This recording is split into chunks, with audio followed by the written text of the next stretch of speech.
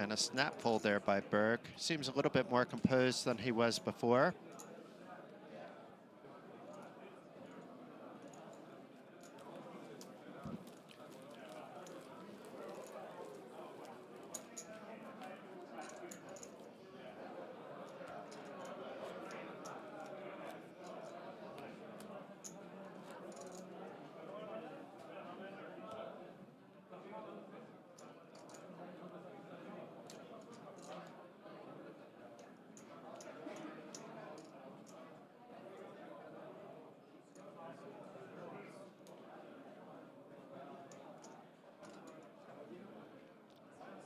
Fennis waking up with yet another hand.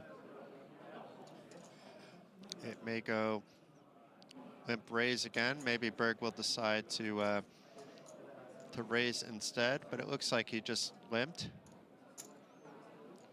And a raise to what looks like 75,000 by Fennis. Actually to 80,000. Berg might be getting tired of this. He's being raised a lot on his limps now.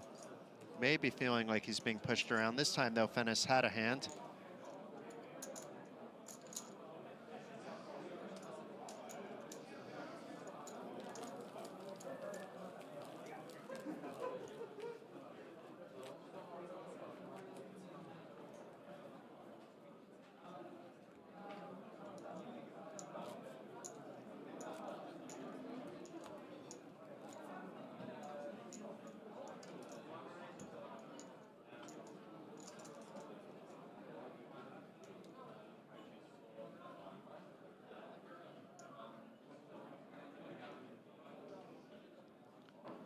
Meanwhile, the high roller, the PLO high roller with the 2K buy-in is up to 23 entries.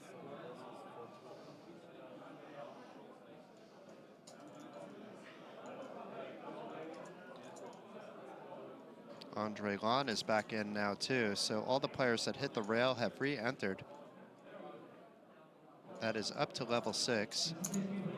The formidable Patrick Yaros has entered the field too, so the field is getting tougher and tougher. Yaros is a super high-stakes cash game player that occasionally plays some tournaments, but isn't known as a tournament player, but has done well when he has entered tournaments. Another hand, meanwhile, for Fennis. There is an overcard, but he has a decent flush draw. Berg with bottom pair. Perhaps we'll take a stab at it now with the open ender, despite there being 3 diamonds on the board.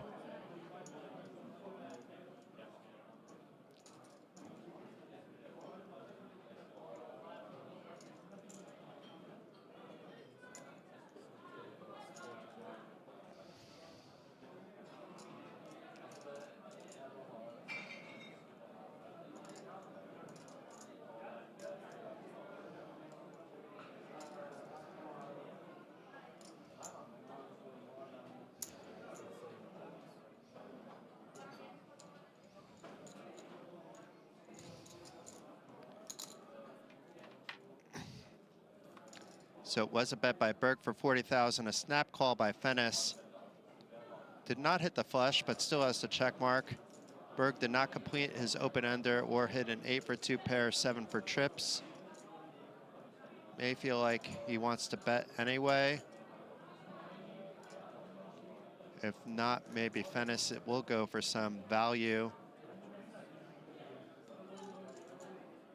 Might be happy to check it back with 3 diamonds on the board if he feels like it's possible that Berg is trapping him with either a 6-8 or some diamonds, maybe even the king, that he's not comfortable betting as less of a trap, but something that Fennis wouldn't be ahead of. But on the other hand, Fennis is ahead of a 9, a 7 that might call. Maybe even a 5 or a 2 calls, and Fennis showing no fear betting 100,000 for value into a pot of 160. Putting Berg to the test once again.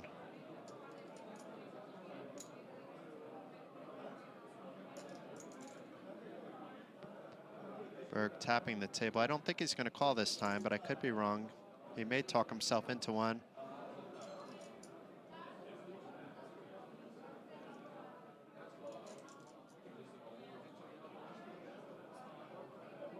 He saw this happen once before with a 6-8. Where Fennis turned the straight.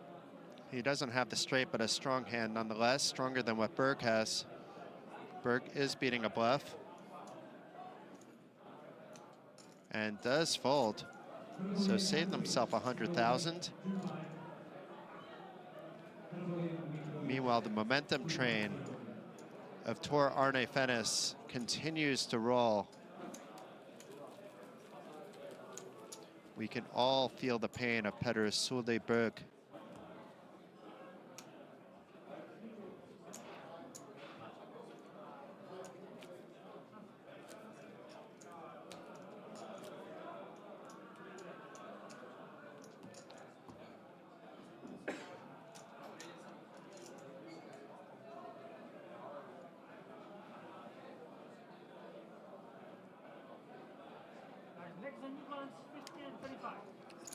The TD is back over. There'll be a blind increase once again after this hand. Things getting even more serious. We started the day at 2,500, 5,000. And blinds will be 15,000, 30,000, 6 times that. Still plenty of stack depth from both players. Both players still having their second chance chip too. Fennis flopping top pair with his Jack-7 to pull ahead of Berg's Queen-3. The Fennis show continues. And George is back and has some cash game chips, has a lot of cash game chips. Something went well. We'll get an update from George in a second. It looks like he will join us for some of the heads-up action. It's been quite exciting. It's been a lot like yesterday where Fennis is just driving the frustration into his opponent, getting a lot of cards, but also making the right moves at the right times, a nice combination. Berg has been playing well too, but it's been just difficult for him, and he's been showing his pain quite a lot. But finally, nope, I thought it was a 4th spade, but it's a 3rd spade. A little distracted with George coming in with so many cash game chips. He'll probably join us in a hand or two, just getting set up. In the meanwhile, Fennis going for some value. A small bet, looks like 1/3 of the pot.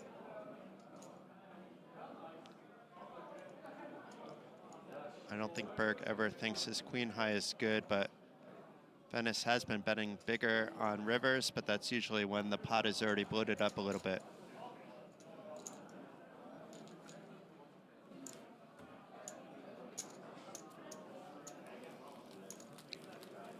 So I'm curious, now that the blinds have gone up a little bit, if Berg will use his second chance chip.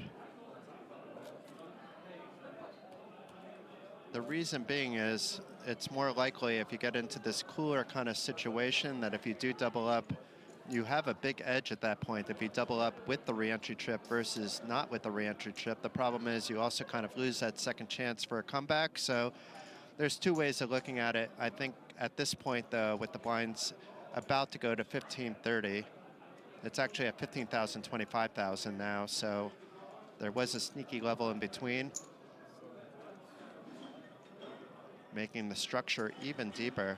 So he may want to wait a level or two and see how things go. But welcome back, George. Hello, hello. Thank you, sir. Looking forward to some heads-up action. I had meant to be a bit of a day off, but I've been enjoying the comms so much, I thought I'd come back and join you. The cash game action was good, but we were playing double board bomb pots on the dealer change. And what happened was the out-of-position players kept on sitting out and not playing these. So that creates a bit of a hostile environment for me, because I tend to police that and say, look, what are you guys doing? You can't just play the double board bomb pot on your button and then... So the dealer was allowing them not to play, if you know what I mean. Because being out of position to the field in double board is a massive disadvantage. Anyway, yeah. That's a bit of an angle, actually. Yeah. I don't like that at all. No, it wasn't great. And it was these guys from either Bulgaria or Serbia, somewhere like that. And they're all kind of 2 mates off of the table, 2 guys on the table, and kind of, I don't know, a bit of a dark energy. So I'm out of that. I'm not really interested in that kind of scene anymore. I like to play online and I like to play live from time to time. So I've got no interest in getting into that head fuck. But at least you got the last word. It looks like you hit and run a little bit. I mean, you were there for a couple hours, but you definitely have a nice stack coming away from it. Yeah, I made a nice hero call and like the second hand, and apart from that, it was kind of chopping and changing. So I'm happy with the short session. Let's see what's going on here. So looks like Berg, is he? Wow, what's the big pot? Is he ISO'd pre and bet the flop? No, I missed some of the early action trying to catch up with you as well. Yeah. I think what's happened here, the only explanation is that he's ISO'd pre and bet the flop, and now turns a gut shot. And pretty awkward because he's got 353 into a pot of 250. And now he's turned equity, he's checking, so. Perhaps want to see what Venice does if he checks back to maybe bomb the river. Yeah, that's fair. A king is a decent card, only really Queen Jack improves. Maybe some hands like King 8, King 10 that would have limp called pre, so relatively decent one for Berg to represent here. Arrives with just 5 high, unblocking the flush draw as well, so you can't really think of too many better bluff candidates. All of the Jack 9s, Jack 7s, 9-6, 9-7s are just going to snap fold, so I think we've got to find some kind of bet here if we're going to take the super aggressive ISO line pre-flop. There was an interesting spot earlier where Berg basically didn't have anything on the board but called a small bet with 5 high. He had 5-4 suited, and it was a river bet with no chance of winning the pot, but I think he was just trying to get some information. I was just trying to figure out what he was doing. I've never seen that before in a heads-up match. Was he trying to get the other guy to muck or something, like the old... No, not at all. And Berg's behavior was different that hand, where he was pulling up his hoodie over his neck and part of his mouth, and he only did it that one hand, so perhaps he was just trying to see what kind of hands Berg is doing that with. I have no idea. Okay, that's very bizarre. He maybe misread his cards. That's the only other thing I can think of. Yeah.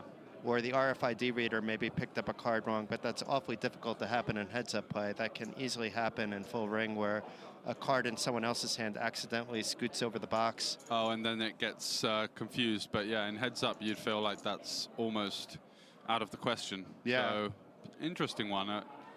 Oh, and wow. he does get the fold. Nicely done. It's really difficult for Fennis there because he could consider that his opponent can easily value bet some hands like King Queen and King Jack, and of course the rivered straight. So yeah, I don't blame him for folding there. It seems like he has a fairly balanced call range, because earlier on we would see him calling actually sometimes with those kind of hands, and we saw it yesterday with Steinbo as well. Yeah. And usually he was correct with those reads. This time he decided the other way. He would have been correct if he called again, but yeah, it was very difficult. There wasn't much that he was beating other than a pure bluff. Anything that connected with the board is probably checking back other than something super strong, so it seemed like a very polarizing bet. Certainly agree with that. And now Berg looks a little more relaxed. He was very stressed for the first part of this match. Very evident. Yeah, it's as we said so many times yesterday, heads up is by far margin the most tilting format of the game, because you're just up against one guy, and time again you can get into these situations where you feel like you're just getting out pipped, or you miss, he's betting into you. It's very frustrating to have to deal with. The purest form of poker in some ways. Heads up, no limit hold'em. Nowhere to hide, and that's the great thing, and can also be an annoying thing as well, because when you're playing your 8-max tournaments, as we did commentate on the main event earlier, we did see some players with a slightly more conservative style that were able to make that work in the 8-max format. In the heads-up format, it's just not going to work. You've got to be defending those bottom pairs. You've got to be finding some loose 3-bets from time to time. You've got to find some check raises. You just got to fight for every pot, and Fennis, not particularly the type of player that does that, but he's just so solid and sticky and tricky. It's a really difficult opponent to face. Yeah, he would absolutely destroy me heads up, because it's hard to get a read on him. His poker face is amazing as well. His body language remains fairly steady. You're right, yeah.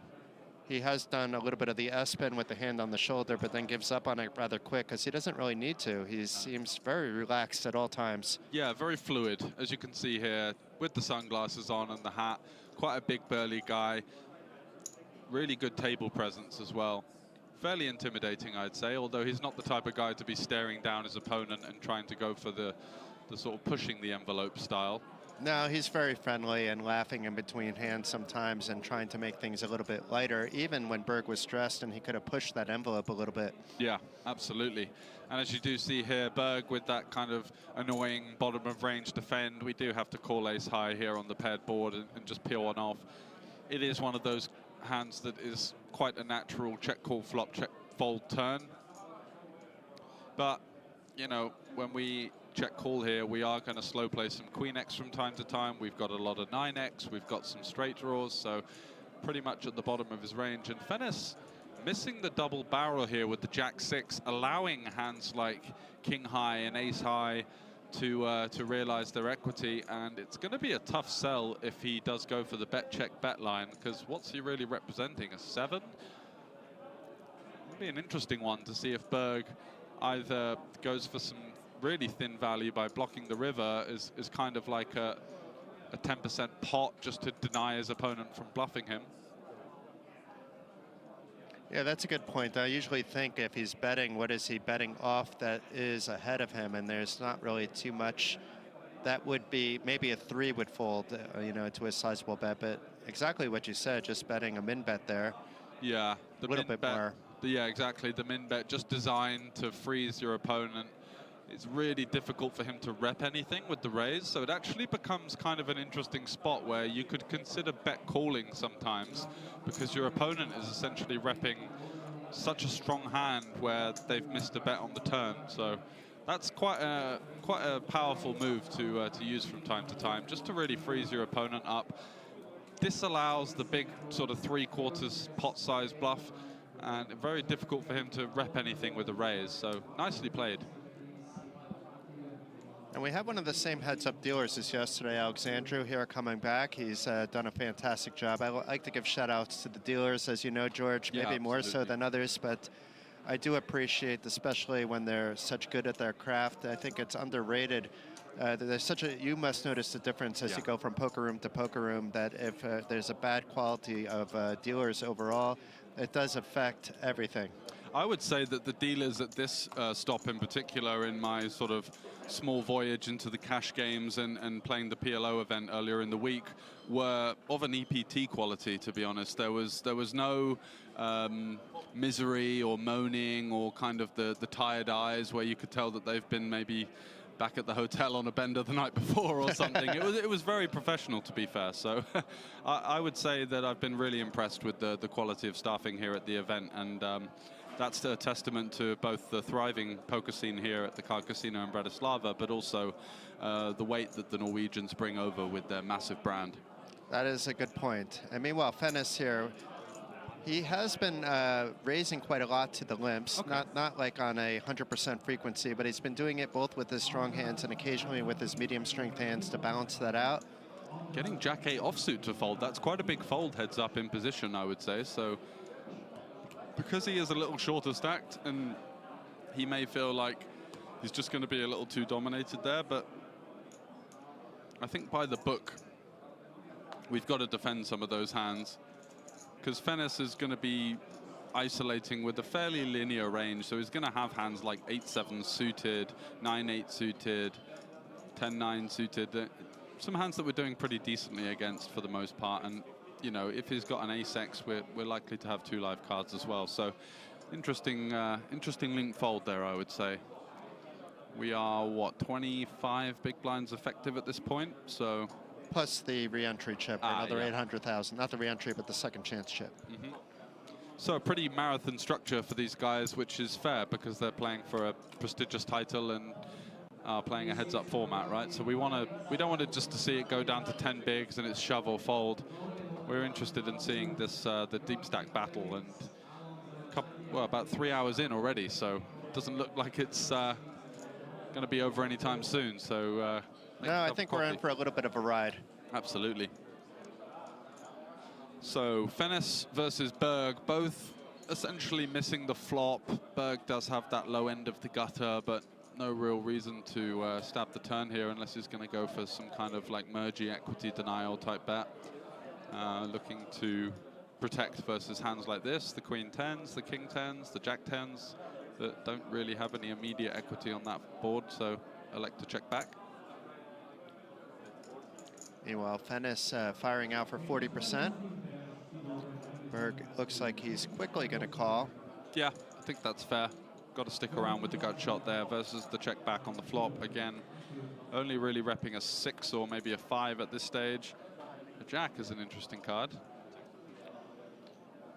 Let's see if Fennis can find another bet. It would likely work at this point. Yeah, he's got some interaction with that jack, blocking some queen jack and jack 10 in his opponent's range that might have stuck around.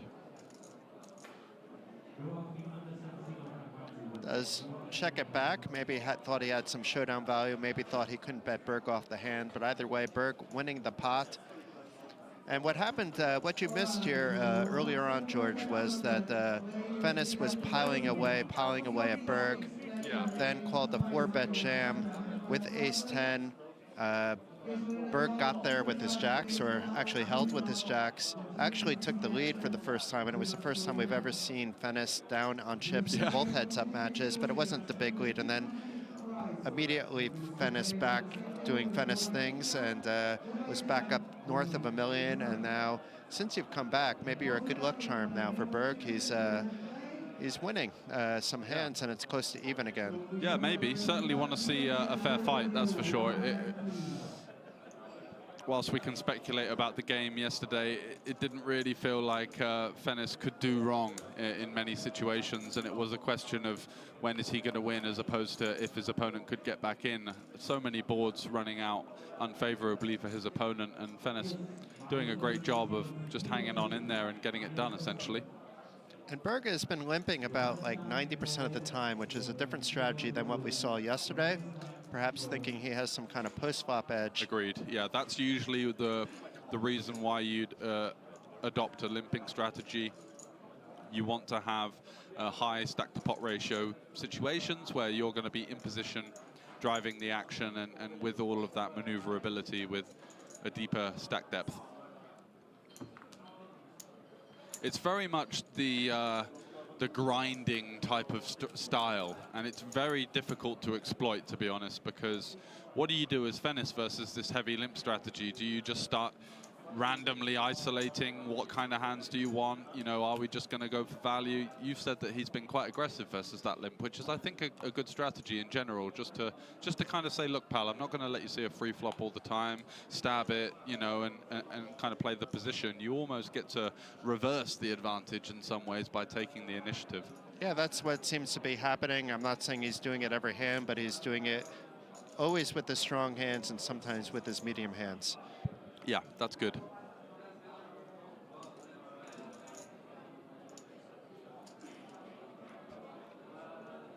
I don't know if you got my message, but one of the latest players to enter this PLO high roller is like a super high roller beast, and Patrick Yaros, who has no fear in a 2K event, being that he's playing 50,000 buy-ins and higher cash games. I've played some cash with him in Rosvadov, and he always calls me Pablo Escobar for my mustache. And he's such a comedian, this guy. Exactly. And in a game like 10-10, it's very comfortable stakes for him, so he's just sat there kind of splashing about and giving a lot of banter around the table. You know, it's quite a difficult presence to deal with, because whilst he's not really treating it as seriously as he could, it's very dangerous to play against that style of play. You know, they just have unlimited reloads and unlimited amounts of aggression post-flop. Yeah, for sure. Whilst giving you the speech as well, which is something you're not really used to. And the sort of mid-stakes live, usually it tends to be kind of a silent and cagey affair. I was reporting an event in January 2023. It was the WSOP circuit at Rosvadov, and Patrick was on the final two tables, and he came up to me. I didn't really know him that well at the time. I've seen him around because I've commentated him on the cash games at Rosvadov, and he said, "Hey, Jason, you know that I don't play any tournaments, you know," and then it's just nonstop banter, and him making the final table and just having a good time. I don't remember where he finished. He definitely didn't win the event, but he was just having fun. You know, to him, a 1,650 euro buy-in for the Hold'em was just, you know, I flick it in, let's see what happens. I was here to play cash games, he said, and now I'm caught up in a tournament. I remember watching him on the EPT final table as well that he made. I think that was in Prague, was it? Yeah, yeah. Yeah.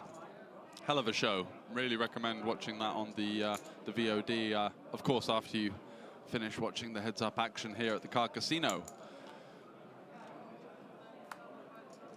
So we do have a pretty sizable pot here as Fennis blasting away with next to no equity.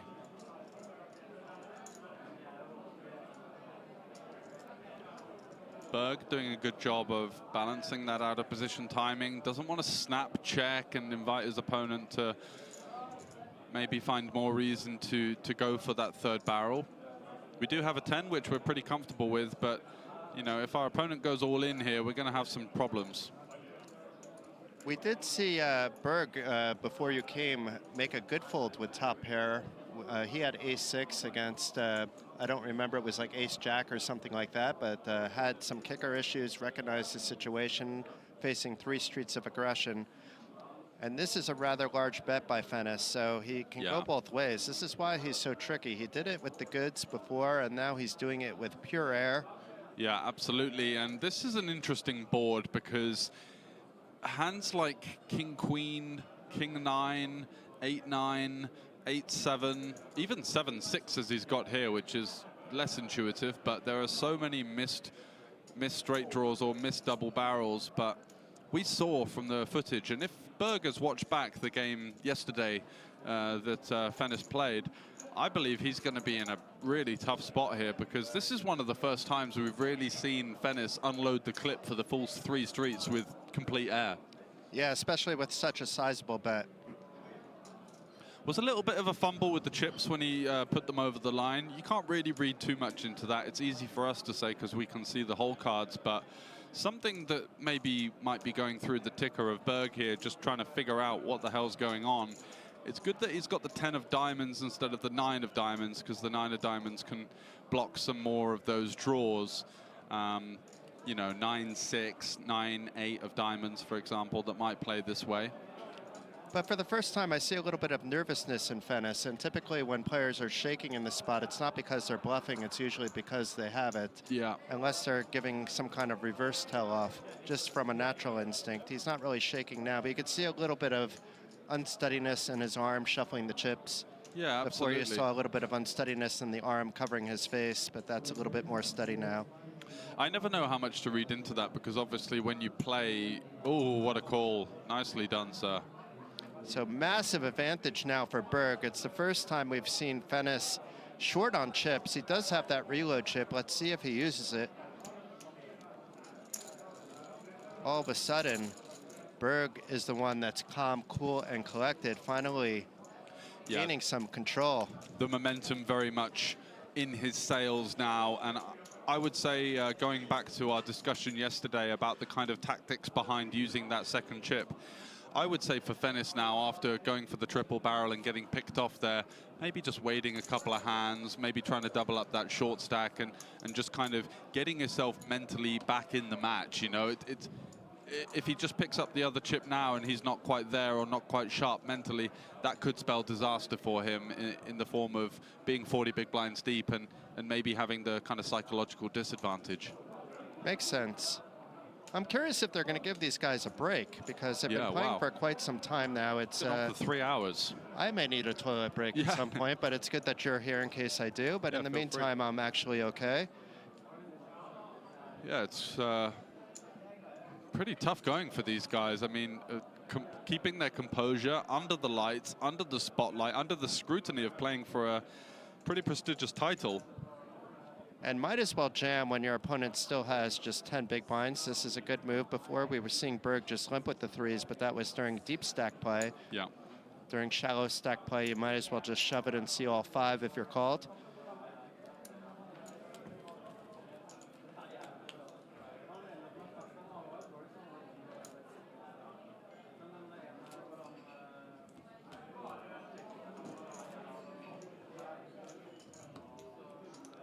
And Tor Arne Fennis looking still okay. Like, he hasn't let that picked off bluff really get to him, but we'll see if that changes based on how he's betting. How one appears can be different to how one is mentally acting. So despite the frustration that we saw on Berg throughout the opening parts of this match. I can't say that he's really been making any mistakes because of the frustration. Even now, like covering his face like this is maybe not out of frustration anymore. Maybe just he realized he won a few hands. He's been trying so many different positions that he's going to stick with this one. Yeah, exactly. That's fair. Just not really looking to give too much away. Trying to find comfort. I think that's the most important thing in heads up. It's just getting comfortable. Once you feel that you're comfort and you feel good within your own kind of presence at the table, that's when you start to play your best poker. It's that kind of rabbit hole that you can go down when the card distribution isn't really going your way, where you feel like you're giving things away or that your opponent is reading you. So I like what Berg is doing here, just kind of conserving himself and making sure that he's as stoic and as unreadable as possible. Anyway, back to the action. Jack on the turn. Fennis now does have that 3 of spades. It's not ideal. He'd probably prefer to have the queen in this spot, so at least he could get, you know, value from worse flush draws or something. But there are a lot of potential straight draws he's ahead of. Does he go for the second barrel? We're seeing a different gear from Fennis here. Stabs the flop in position with queen 3. Now going for another one on the turn. Berg has 2 overs to the flop with a gut shot to the nuts, or the nuts straight, of course, with the 3 spades and the paired board, but good fold. Kind of a weird mergey play from the queen 3 there, looking to fold out some ace highs and king highs, maybe occasionally a hand like pocket deuces that didn't jam pre-flop for some reason. Also denying equity to hands like 10-8. Yeah, precisely. 2 overs and a gut shot, that's a decent chunk of equity even on the turn.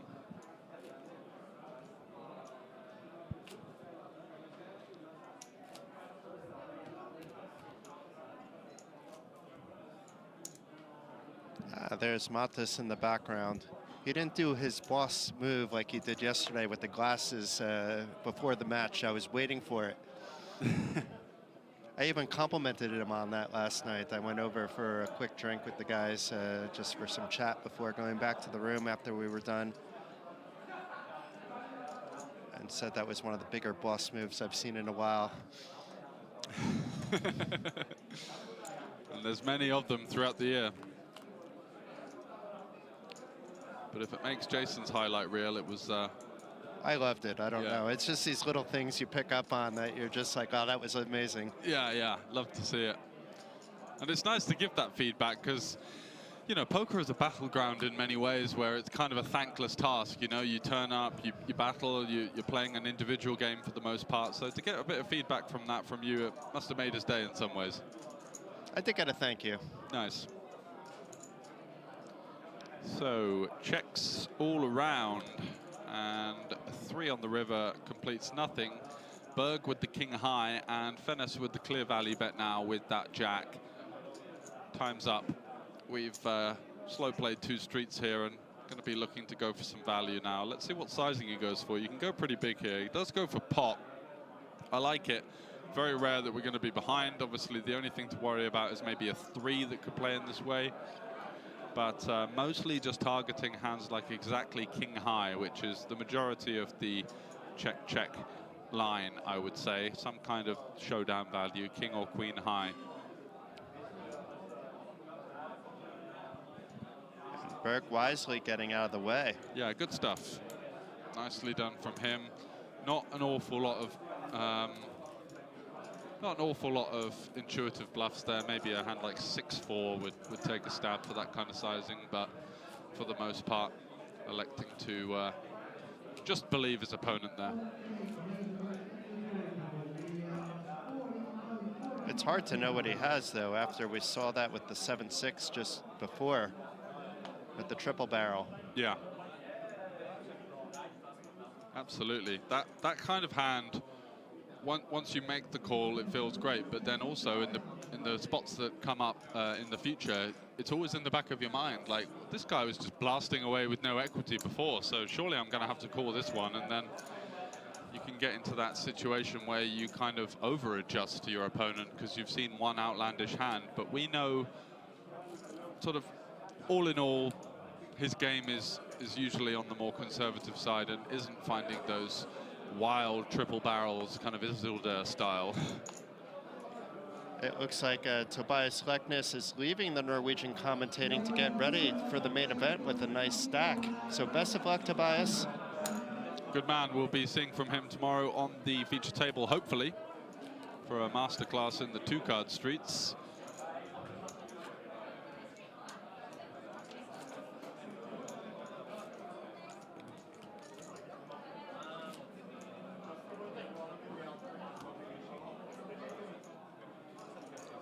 Gonna take a quick peek on this PLO high roller. There's so many nice names in this one. A nice international event. It looks like it hasn't increased from, nope, there's 24 players, so let's see who the new body is. Oswin Ziegelbecker, after hitting the rail. So every player that hit the rail so far has re-entered. We have 6 re-entries, so 18 uniques, which isn't half bad. Ooh, but John hitting the rail twice. Did he re-enter for a 3rd time? No. Maybe waiting. I wouldn't be surprised if John gets back in. Kind of frustrating to go out both 21st and 20th, though, back to back. So that second bullet must have been rather quick for him. I don't really see any weak spots in this field, though. Yeah, without going into names, I'd say there's about 4 or 5 out of a field of 26, did you say, in a 2K field. So not offering much value, but it does go to show how far European poker has come. And these kind of smaller field high rollers these days are just a far cry from days gone by, right? Yeah, and you don't need that much of an edge because typically the rake is going to be lower as the buy-in goes up. Yeah. But you still feel that you need to have like more than an 8% edge probably for it to be worthwhile to enter. And most players with their egos are always going to feel that. And then the recreational players that just have money to spend are probably not even going to be thinking about that. They're just going to say, how often can I play a 2K Omaha event? There's a couple that happen throughout the year in Europe, but not so many. It's possibly the biggest high roller tying with the same event last year that took place that has taken place in Bratislava, but you could maybe correct that if I'm wrong there, George, because you would have a better idea. Yeah, for the Norwegian event that Tobias won last year, they had it, but for high rollers, usually we have a semi-weekly 500 PLO, maybe once or twice a month, and you get the occasional 1K Hold'em. I think there was a 2K Hold'em I played about 18 months ago that was pretty decent, to be fair, because they were running some high-stakes private cash games with Leon Susonek. And so basically these guys were jumping in the 2K kind of like as a warm-up. And just like literally, I'd never seen anything like it. Like really good players, but they just had no interest in the tournament whatsoever. They just wanted to kind of dust their stack and either run it up or bust, and most of them busted. So it was just a straddle for them. Yeah, exactly. No, I'd never seen such a bizarre final table, because it was a field of maybe 30, and then on the final 9, one of these guys who's quite a well-known kind of local private game reg. But very wealthy from Bitcoin and other things, was he 4-bet jammed me with like ace-3 off or something, and I had to sweat it with the kings there. Oh God, yeah. Well, speaking of kings, Whoa. Berg was limping with this kings. We've seen him limp a lot of buttons. Yeah. Possibly trying to trap Venice to some degree. Yeah, definitely. Makes sense off of the super short stack here, just forcing these 2 undercard type hands to take a flop and potentially flop something that they're going to go with. But no bueno here, just picks up the big blind. So that's the other place. I wasn't necessarily going to mention kings, but if Leon was playing here, I imagine that kings and cards have some level of friendship going on. Leon being the founder of Kings Resort. Yeah. They have the 2K Big Rap, and that's the other 2K I know of. But outside the WSOP Europe, maybe some EPT events. I don't even remember anything higher than a 2K at any of the recent EPTs, but maybe Monte Carlo has something that's a little bit bigger. They got a 5 and a 10 at the flagship stops. Okay. I think Prague has a 5K, and maybe Monte Carlo a 10 and a 50, but the 50 is just like, you know, Antonius and all those guys. So And of course, Mr. Vidal, Yes. the Norwegian legend with 3 million on POKERNM, who is even playing Tritons from time to time. But did not enter the high roller primarily because he bagged a stack for day 3. I wouldn't put it past him to multi-table, but probably not a 2K and the 800 main event. For him, I think it's more going to be about the title. If he wins the main event title, that's going to mean quite a lot to him, maybe even more than his WSOP bracelet. Yeah. Yeah, I'd say so. So I'm looking forward to seeing that. We're just going to have such a great day 3 feature table, I believe, tomorrow. We went through the names and the chip counts, and in the top 50, it was probably 20 guys that we recognized. Maybe even more. Yeah. Some big names. And as you can see in a structure of that ilk, the cream rises to the top, and you've got guys like Tobias in there with a big stack. We had Tommy Nguyen, who was on the feature table of the PLO, played great, played really good, really impressed with this game. A couple of other guys as well. Monica with the chip lead. Oh yeah, Monica. So good job on her behalf. She played really well in the PLO as well. She was really dominating the early levels of the 800 euro event that we streamed a couple of days ago. I've watched her a little bit on some of these Unibet streams in the past, and she's definitely a good player. Yeah. Probably a little bit underrated because people just think maybe because she's, you know, I'm going to go there, but maybe because she's good looking and from a good market that they're just using for that. But that's not the case with Monica. She's an incredible ambassador to the game and obviously studies poker. Yeah, by no shadow of a doubt on that one. She's a super strong player. Fennis here limping, 10-9 suited off of 7 big blinds. What's going on here? No, he's going to be all in for sure, yeah. A little jammy. Yeah, and annoying for 5-4 because we've got a pretty hand, but just can't call in the short stack environment. And it looks like the stacks are slightly off because he must have more than 240 in that stack. Maybe he used his re-entry chip. Nope, that's still sitting on the side too. We noticed like a smaller discrepancy earlier, and as players double, you know, then that smaller discrepancy can become larger. Yeah. Especially with both the doubles coming the way. One wasn't really a double though, so it was really only one double, so it shouldn't be off by too much. But probably a blind or two. If we do get a break, which there's none scheduled in the back end, but the players may request one and they'll probably grant it. If they do, then we'll get updated chip counts fully accurate. Yeah, or if one player felts the other, we will too before the reload chip happens. Yeah, I was going to say, Jason, because this is just another puzzling limp from Berg.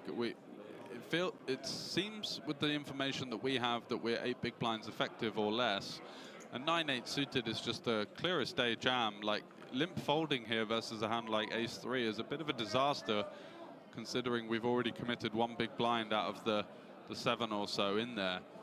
Does he go for like a weird trap here and just say, well, I'm going to limp and call it off anyway because I've got decent equity versus whatever? It would be a bit of a mindfuck. Yeah, exactly. You usually just jam and try and get the hands like Jack-3 suited and sort of Queen-4 off to fold and kind of get your efficiency that way. But limping is rather strange.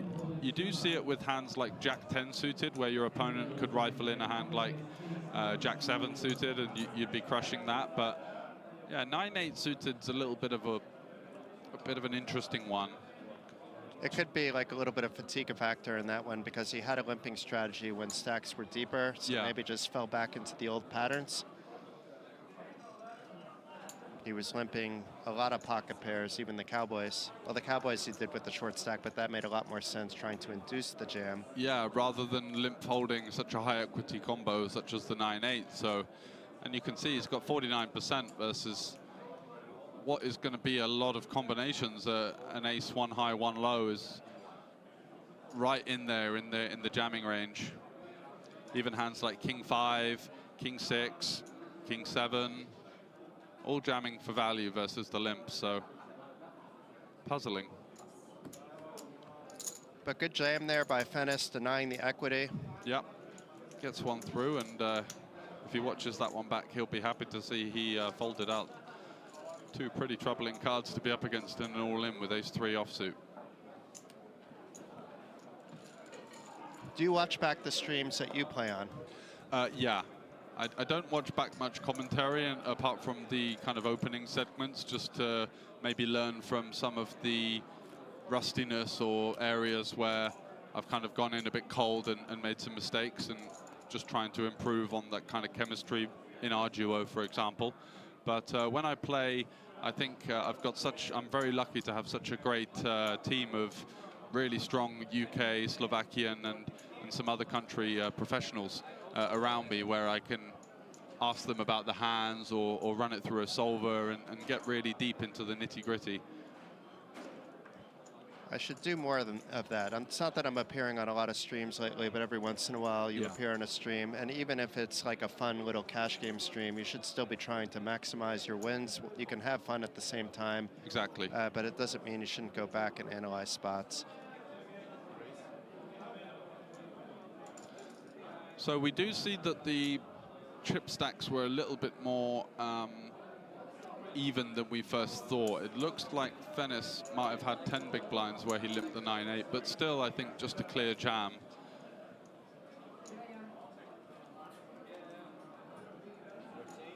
It was Berg, I think, that limped the 9-8, right? And then Fennis jammed. Sorry, you're right. Yeah, absolutely. And we do have a dealer change. Are these guys going to get a break at any point, or looks like we're motoring on through? So, as you can see, payouts first 15,000 euros, and second getting a shade over 9,000, playing for around about 5.8k.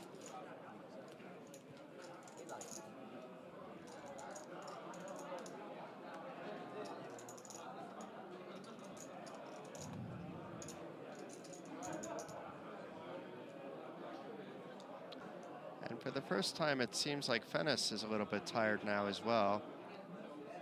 Berg has regained his composure, but it is a mentally exhausting affair, battling for nearly 3 hours now. We started around 10:15 with the stream, and it's around 1 a.m. at the moment, with no end in sight, actually, because both players still have their second chance chip. Something will give in the next few blind levels, though.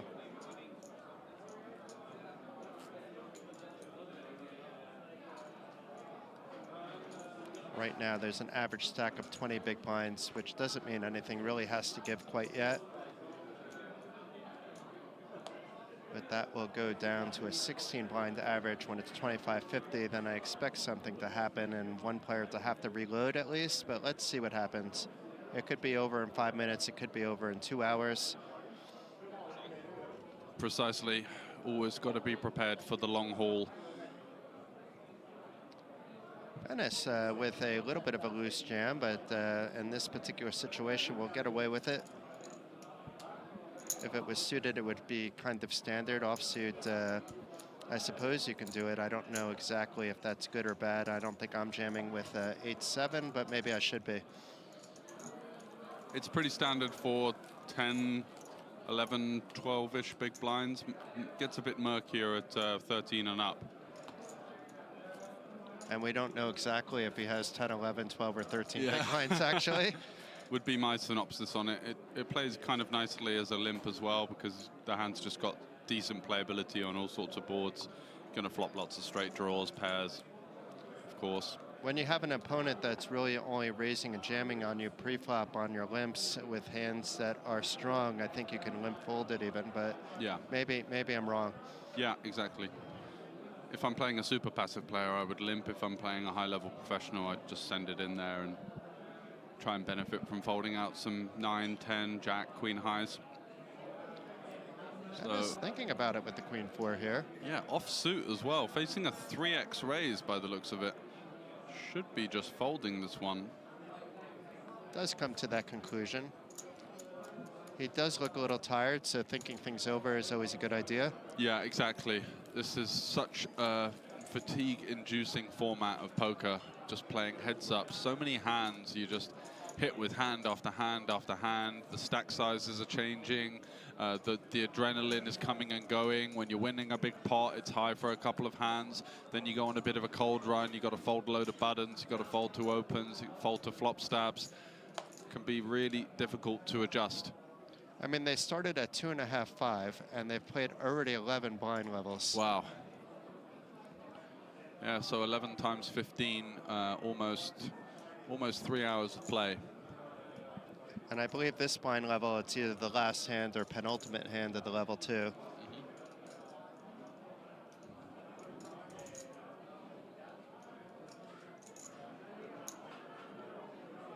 Fennis is going to go for a limp here with the 8-5. Seems reasonable. Certainly not a hand that we ever want to fold. Heads up. A check from Queen 10. This is why I think you could have limped the 8-7. If the Queen 10 is not going to jam over a limp, then you can get away with it with your 8-7. Exactly, and a great board for Fennis here, and could spell a little bit of danger for Berg. It would be a bit tight to just check, fold to one big blind bet, or let's see if Fennis goes for the size up here. The hand seems quite natural for a bigger bet. So many overcards, backdoor flush draws, straight draws, gut shots, open-enders to choose from in your opponent's range. And he does go for a little extra meat on that one big blind, so 50 instead of the usual 40. Perhaps setting up a jam for the turn as well. Yeah, it would be an overbet jam, but certainly very possible with the 5. Just looking to deny any kind of equity. It's going to be so many difficult turn cards to navigate here with that 8-5. And Berg just gets out the way, so maybe a little bit over-cautious, I would say. It's to not jam pre-flop, which is fair enough. You do want to have some strong hands in your check-back range from time to time, and you know, Queen 10, if you are being trapped, is going to be way behind.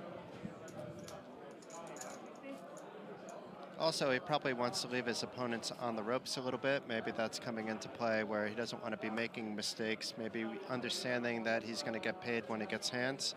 Yeah. That his opponent is being a bit more aggressive with the short stack than he was with the bigger stack, although we've seen him make moves both when he's had hands and not hands with the bigger stack as well. Yeah, you got to be prepared to mix it up in this format, that's for sure. So keep your opponent on their toes. So 25-50 now, and getting pretty short and desperate for Fennis, just with the 7 big blinds or so. It's a suited Robbie. Maybe he'll think this is the nuts. If it worked for Robbie. And he does think it's the nuts. It's not quite a jam, but close enough. Denying the equity of the 10-8. The thing is, with Berg limping every hand, that can get dangerous with a hand like Jack-4, where you have some nice equity to at least see a flop, but it's also not the worst spot to be jamming. He does have an insurance chip to go back with. Yeah, one of those spots where if you feel your opponent's overdoing it with the limps and underdoing it with the traps, then all of a sudden there's all these hands like Jack-5 off, Queen-4 off, Jack-6, Jack-7 off, Jack-8 that simply just can't really defend at this kind of depth. So it's quite a nice combo actually to use as the non-all-in raise. If my memory stands correct, you've actually played a heads-up tournament before. I'm trying to think where, but I think I remember you entering one somewhere. Maybe at the Festival Series, maybe somewhere else, but I'm pretty sure. The Slovak series of poker, I believe. Okay. Yeah, I'm not sure if you were there for that one. No, I wasn't there, but then maybe did you win that, or did you go deep in that? Because I seem to remember you doing well in a heads-up tournament. I made like the 3rd round maybe, and just bubbled the cash, I think. Yeah. But yeah, it's one of them. I quite enjoy the format, but it lends itself to a higher buy-in, because when you're playing like a 200, a 300, or a 400, and you've got to play so many matches to make the money, all of a sudden, to get to the min cash, you've got to invest something between like 12 and 15 hours.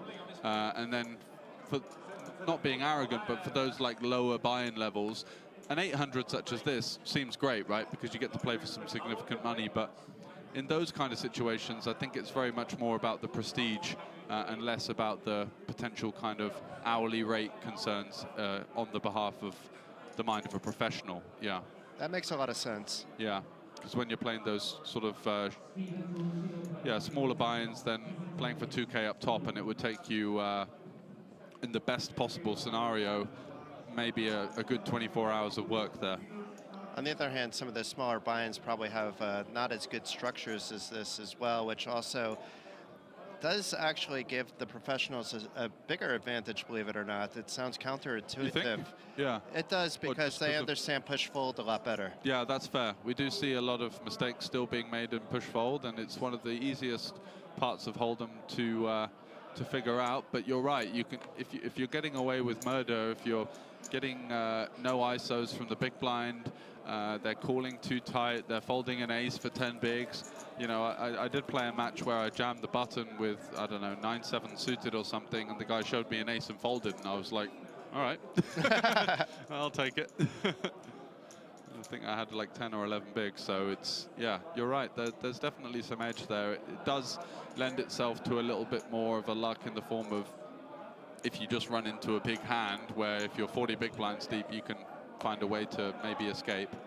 Yeah, so I'm not sure if it makes the edge bigger, but there's still that similar edge. The variance is a little bit higher, but then it can help with the hourly at least. So I think if you're a professional player and you want to play the lower buy-in ones, a crappier structure is actually better than a good structure, because you can get on with things when you're done. If it's a higher buy-in, of course, you want the better structure, but you're also then going to be facing tougher opponents because it's a higher buy-in. Yeah, that's for sure.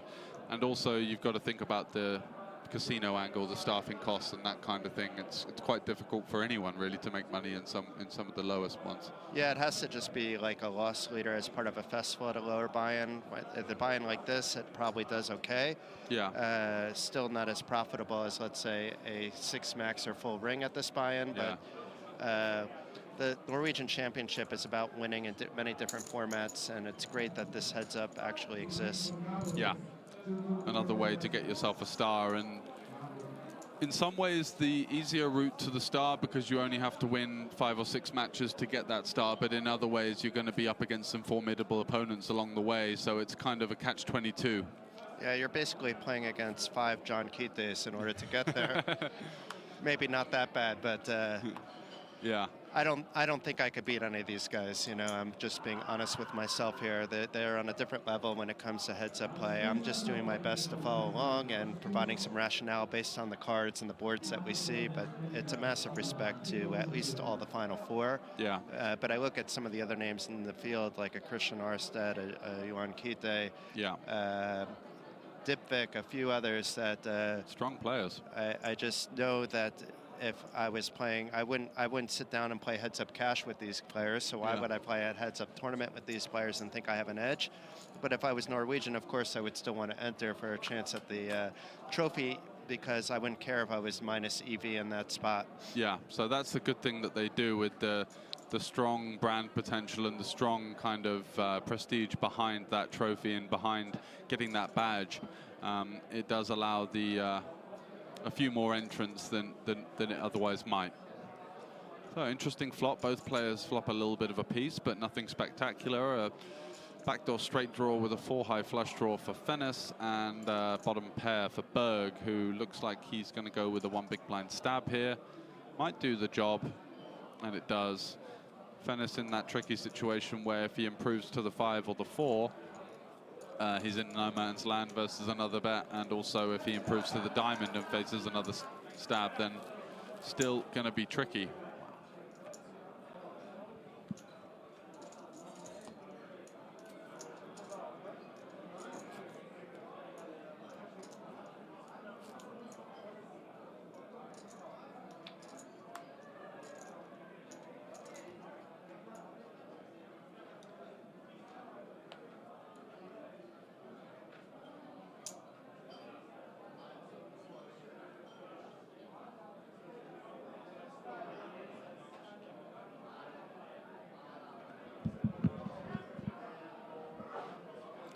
So Queen Deuce against King 3. Fennis likely to jam here with his 10 big blind stack.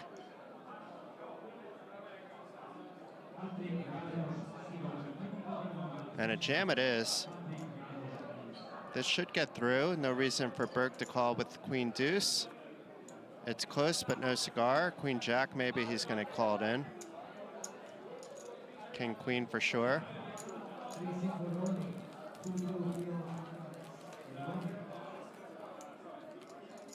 And we've reached kind of a push-fold stage to some degree, unless players start using their second chance chip.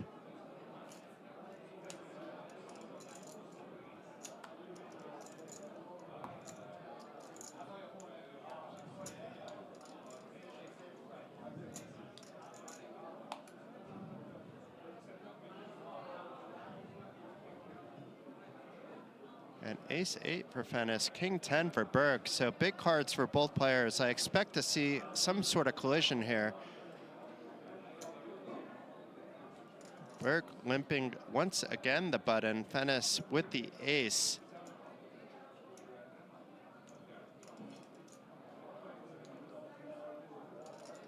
If he jams here, Berg should likely be calling because Fennis has been jamming a lot.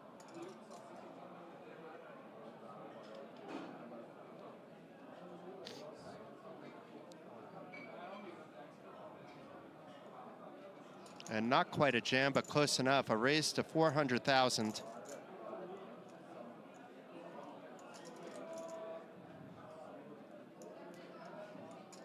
And Berg looks deep in thought. King 10 should be good against Fennis's range, being that Fennis has been jamming quite a lot. We can see that Fennis is marginally ahead with his ace-8, but let's see if Berg can find the call. I think against Fennis's range, it should be a call. I'd be calling here against Fennis's range. Both of his cards would be live if he does call. We could see that he's behind, but we have to be thinking a little bit about ranges as well. If you're folding hands as strong as king 10,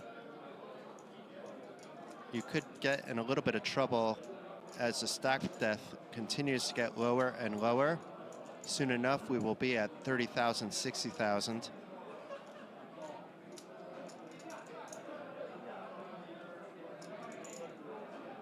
And Berg thinking about this for quite a bit. George, would you flick it in here if you were Berg? I mean, he limped it. I think he should have just shoved the button like we talked about earlier, but so we're not normally in these spots. So maybe we can think about it in reverse where Fennis, let's say, open jam from the button. Would you be calling the king 10? Because that's kind of the situation at this point, even though it's backwards. Yeah, for sure. You've got to consider that your opponent's going to have some worse 10x and worse king x in their range, and that's usually just about enough to do it heads up. Playing, what, 11 big blinds effective? King 10, you'd feel, got to be going in here. And Fennis has been jamming quite a lot, so... Yeah, he's not super tight with the jams. He's going to find some hands that we're doing really well against, and he's also going to have some ace highs such as this and some pairs, so surprised not to see the open jam. But what's the plan here with the king 10? You know, like, are we just limping and then tanking for 2 minutes and trying to figure it out? It's kind of odd because usually you have an idea before you before you limp than afterwards, but he does make a pretty big hero fold in the sense of a heads-up match. That is super exploitable. I mean, basically now, Fennis can, like, check back a lot of his top of the range, like the aces, kings, queens, jacks, and just jam, you know, those middling ranges, even the medium range hands and the low range. If he's getting hands as strong as king 10 to fold, he doesn't know that because he didn't see what he had, but he has to figure he had something if he was tanking. If I see that, there's, you know, I'm just piling in hands like 5-4 suited, 5-6 suited, and those kind of low suited connectors. They do really well because if you do run into the super top of range, such as ace king or a big pair, then you've got decent equity, whereas, yeah, it becomes quite interesting. So 6-3 folding the button seems pretty reasonable. Have to fold some hands some of the time. We certainly do. Even if it's bottom 5.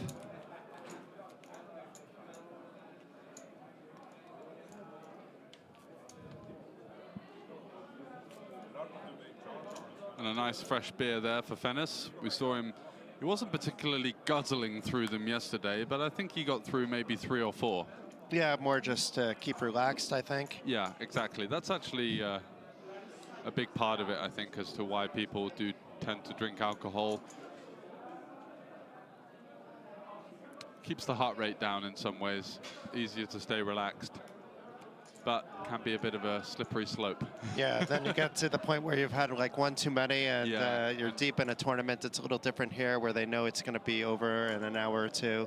Yeah, things start to get a bit sloppy at that point. I have haunting memories of a 350 KO at the Summer Showdown in Tallinn, where I'd had one too many and was just giving everyone a spin towards the late stages. I think I remember this this trip. I think that was the wake-up call. Yeah, that was the beginning of the end of the journey with alcohol, that's for sure.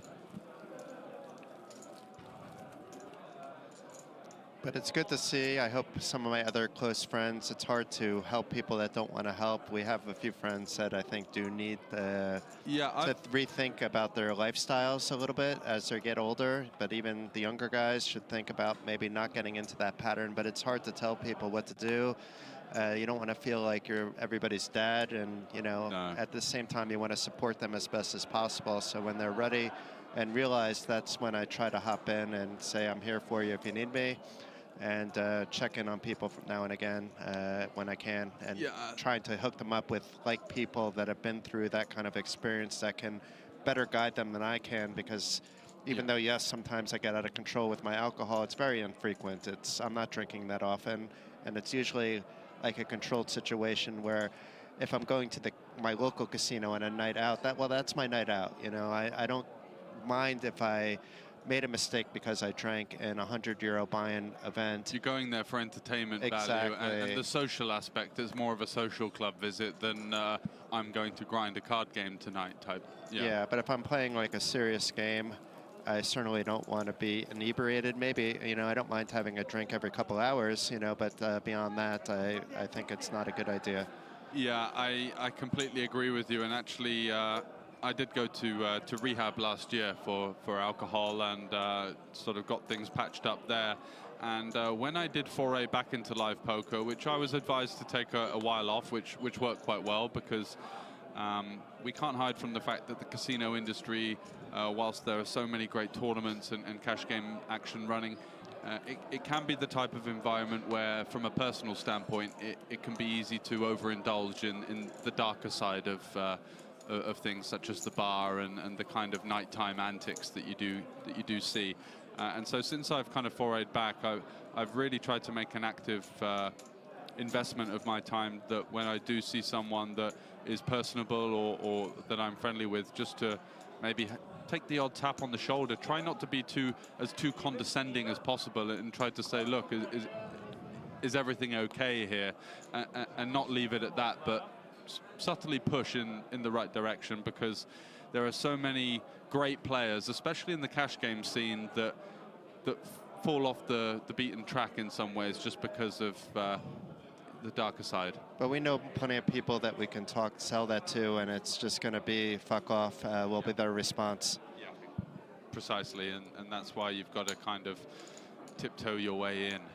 Meanwhile, we have Fennis right back in things. I mean, he's getting away with a lot as a short stack, so the strategy of not using his re-entry chip and to try to chip up his short stack has worked, and we may see the frustration kick back in here for Berg. He has been calm, cool, collected for the last 3 blind levels or so, maybe even a little longer, but in those early stages, you should have seen him. I mean, he looked so frustrated and not necessarily behaving like with the poker tilted, but just was tilted about what was happening without it affecting how he was playing.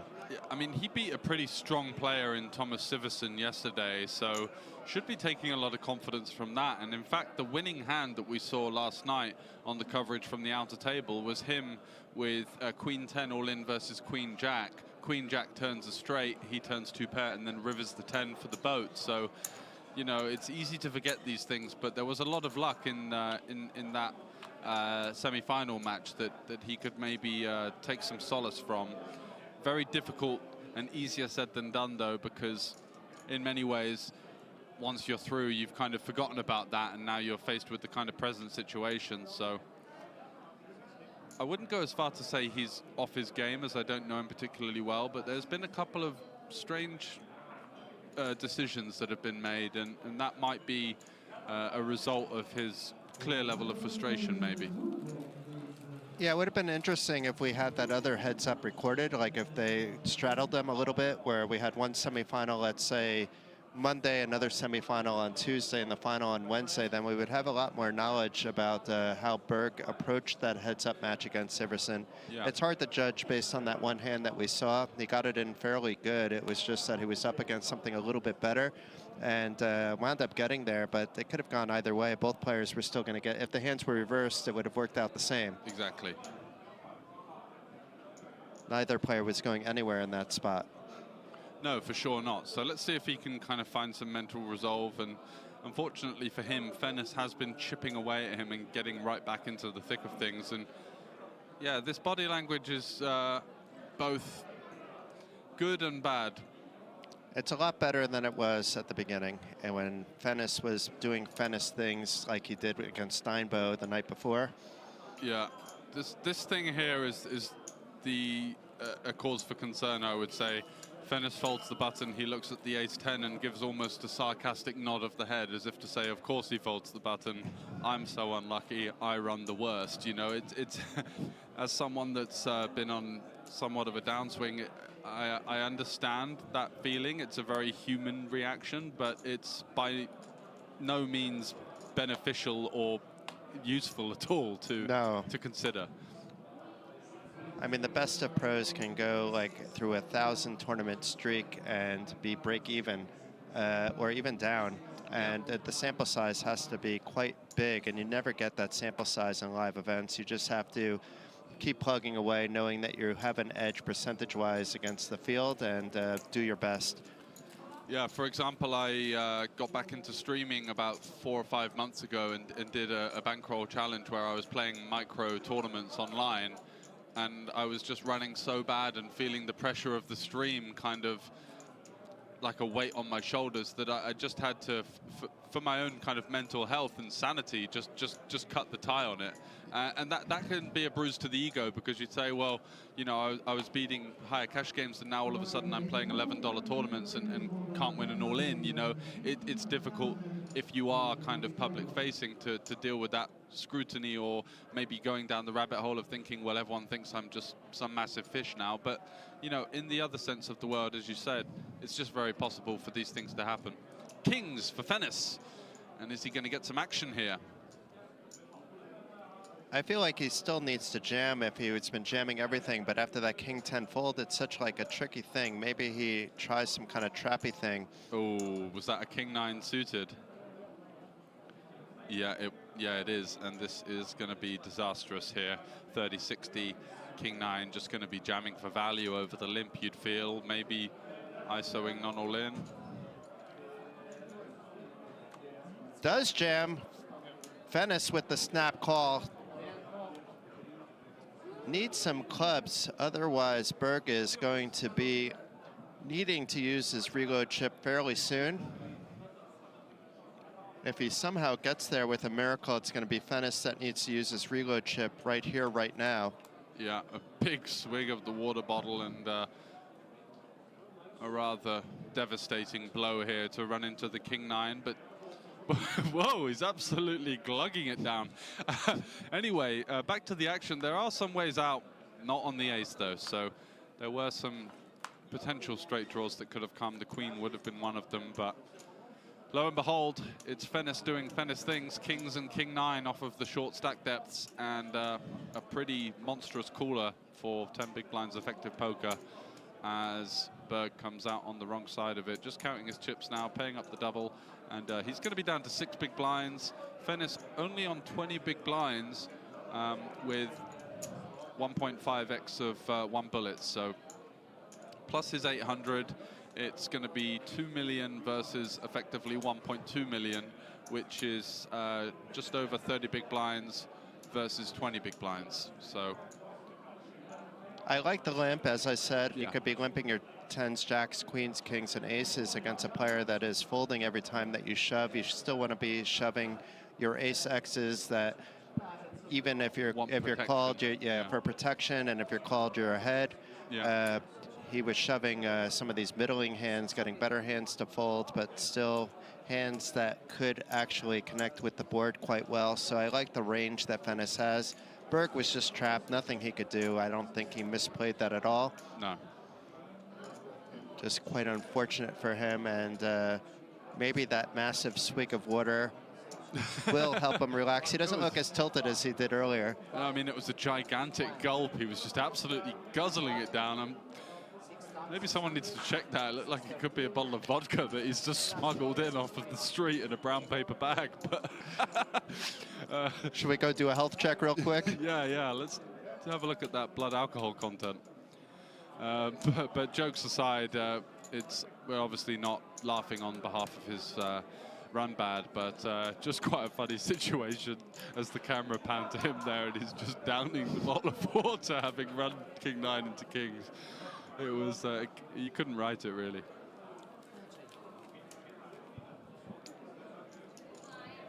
So now it's Berg's turn to decide if he wants to try to grind the small stack or if he wants to use his reload chip in case he can double up, because it's a 20 big blind stack. I could see it both ways. I'm not sure what I would do.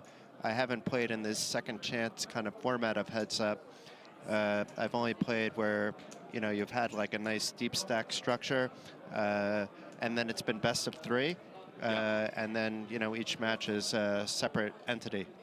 Yeah, I'd probably take a little bit of a chill. It's very tilting to run into a situation like that off of the short stack, so I might take a couple of hands, and if I really do dwindle down, then, you know, he did go for this heavy limp strategy earlier, so it was clear that he felt like he had some kind of edge, but...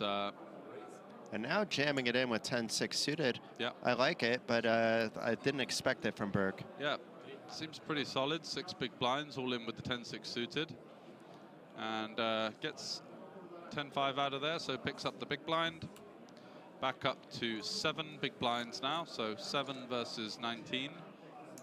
Every little bit helps. Certainly does. When you get that double up, you want to have a few more big blinds when you do. A couple more of those, and you're right back in the thick of it.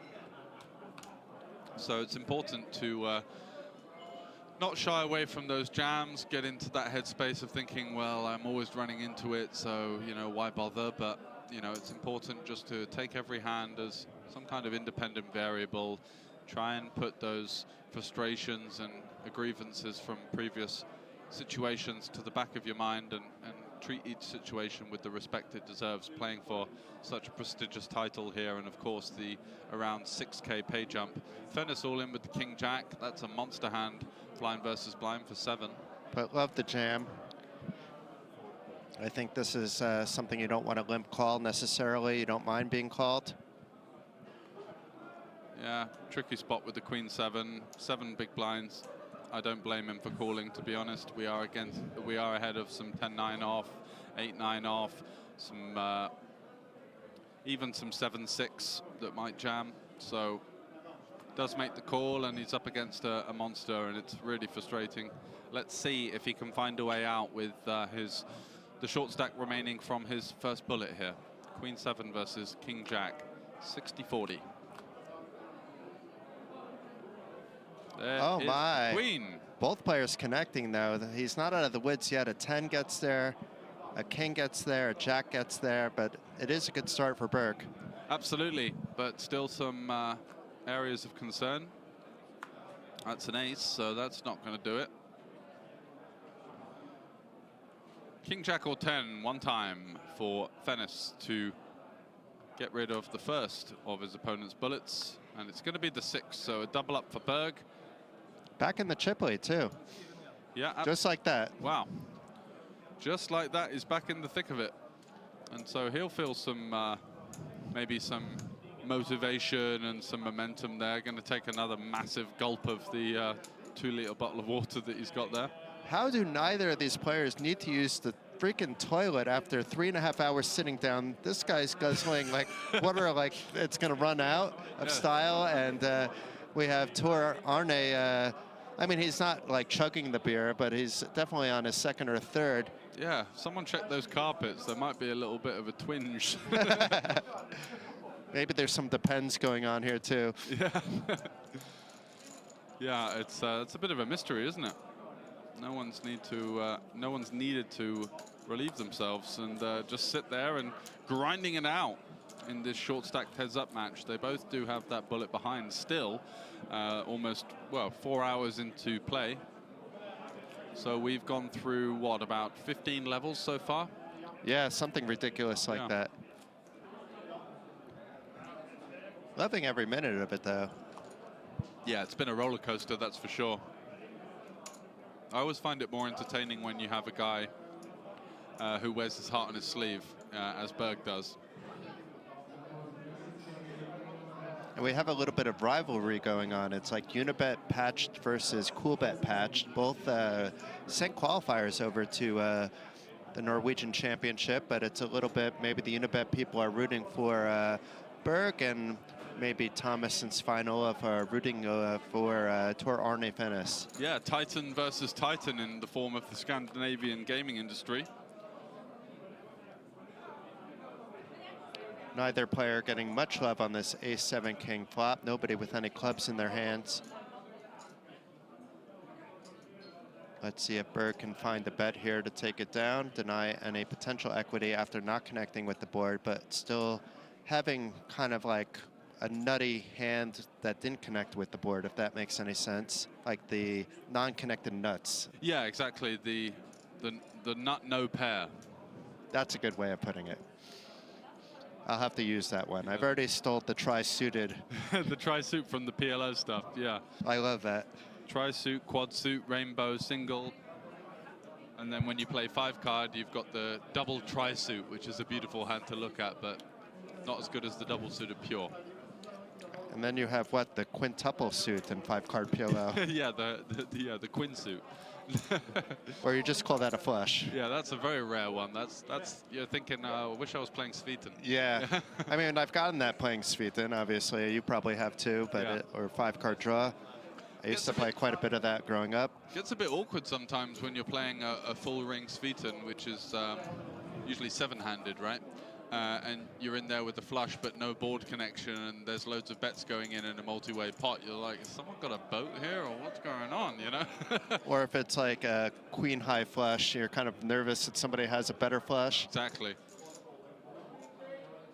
Yeah, someone took the ace and looks quite pleased with themselves. There's an ace on the board, and all of a sudden you're realizing I could be getting scooped here. But you can't be ever folding a flush in Sweden.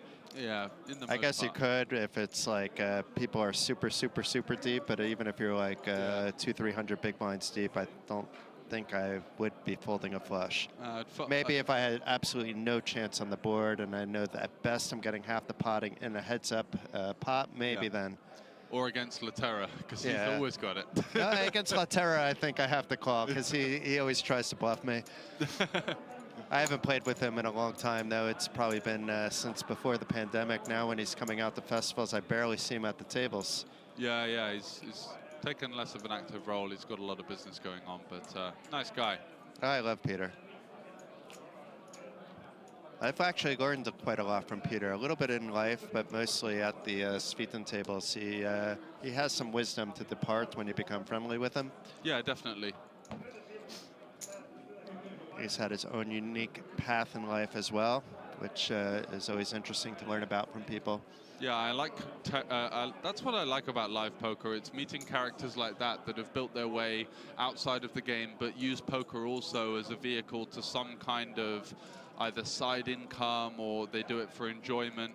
You tend to learn a lot more from the guys that have got a little bit more of a rounded nature about them than just poker players, and I say that in the nicest way possible.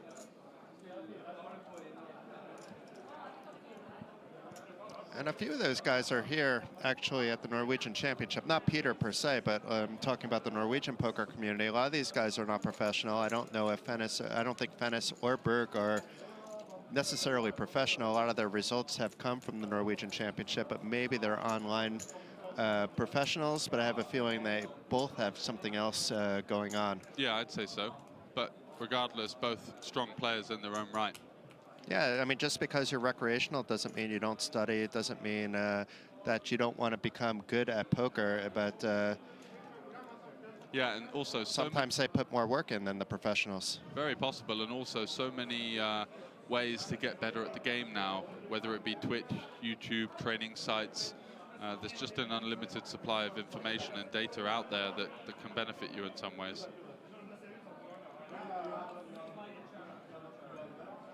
And one of the bigger mistakes I see is when people are trying to emulate what the pros are doing. You know, like, unless you're understanding why you're doing something, sometimes it's best to cut out some of that stuff, because then you get yourself in these weird spots.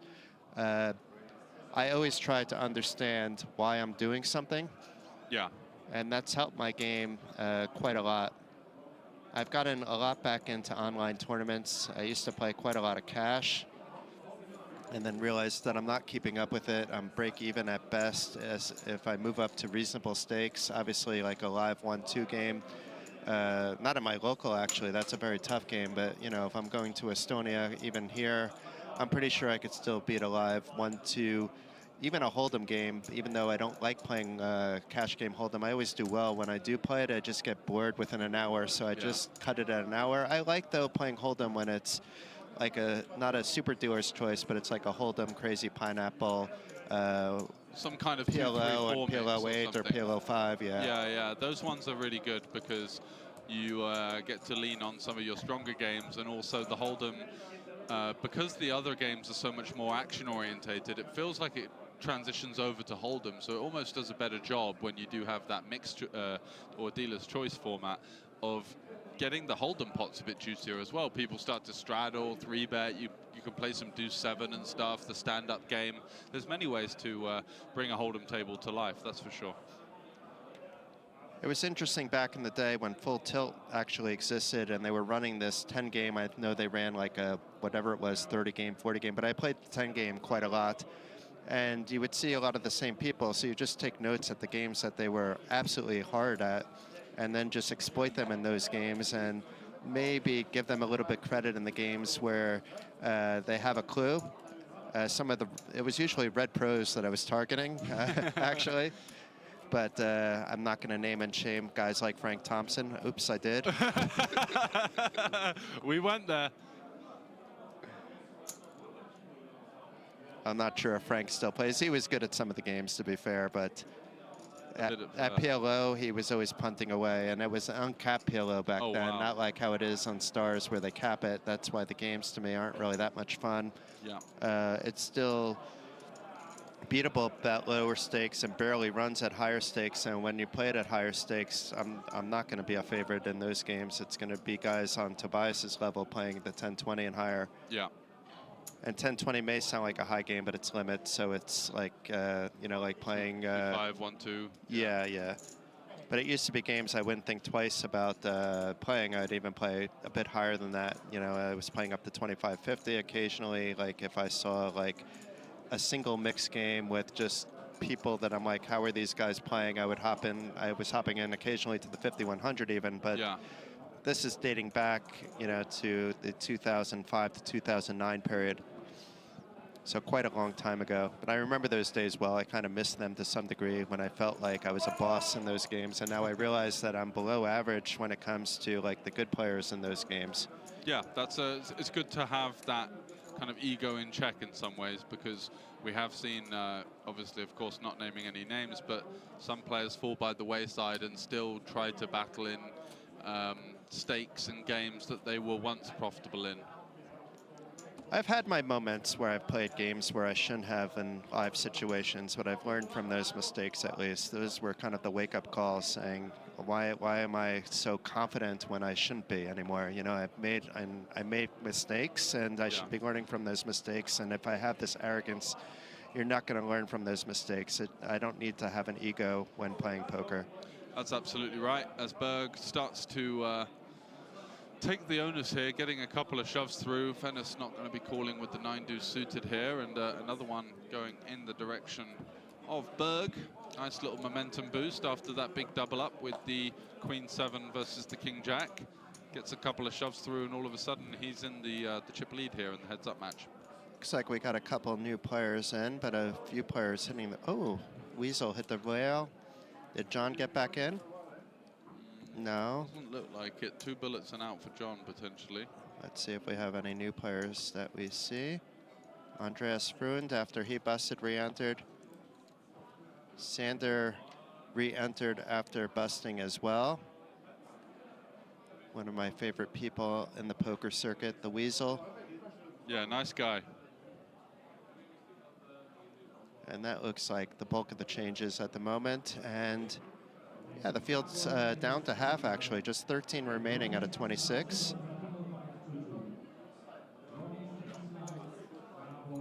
And Bach, Frund, Freusedal, Freutland, Gunnar Strapp, the infamous Patrick Jaros, Bernard Larrabee, another impressive name, Andre Lahn, Lars Rumenstad, Yngve Steen. Oh yeah, very good online player. Plays very tight, aggressive, solid style, very tactically or solver based, I would say.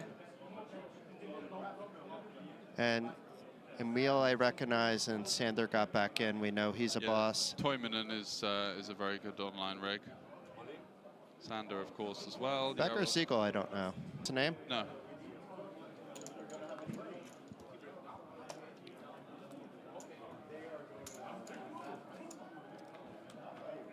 Yngve, though, is quite good. I was just surprised to see him in the 2K high roller for some reason, but I guess I shouldn't be. Has more results than I thought. He's up to close to 1 million now, and live as well. So must be playing in some bigger games.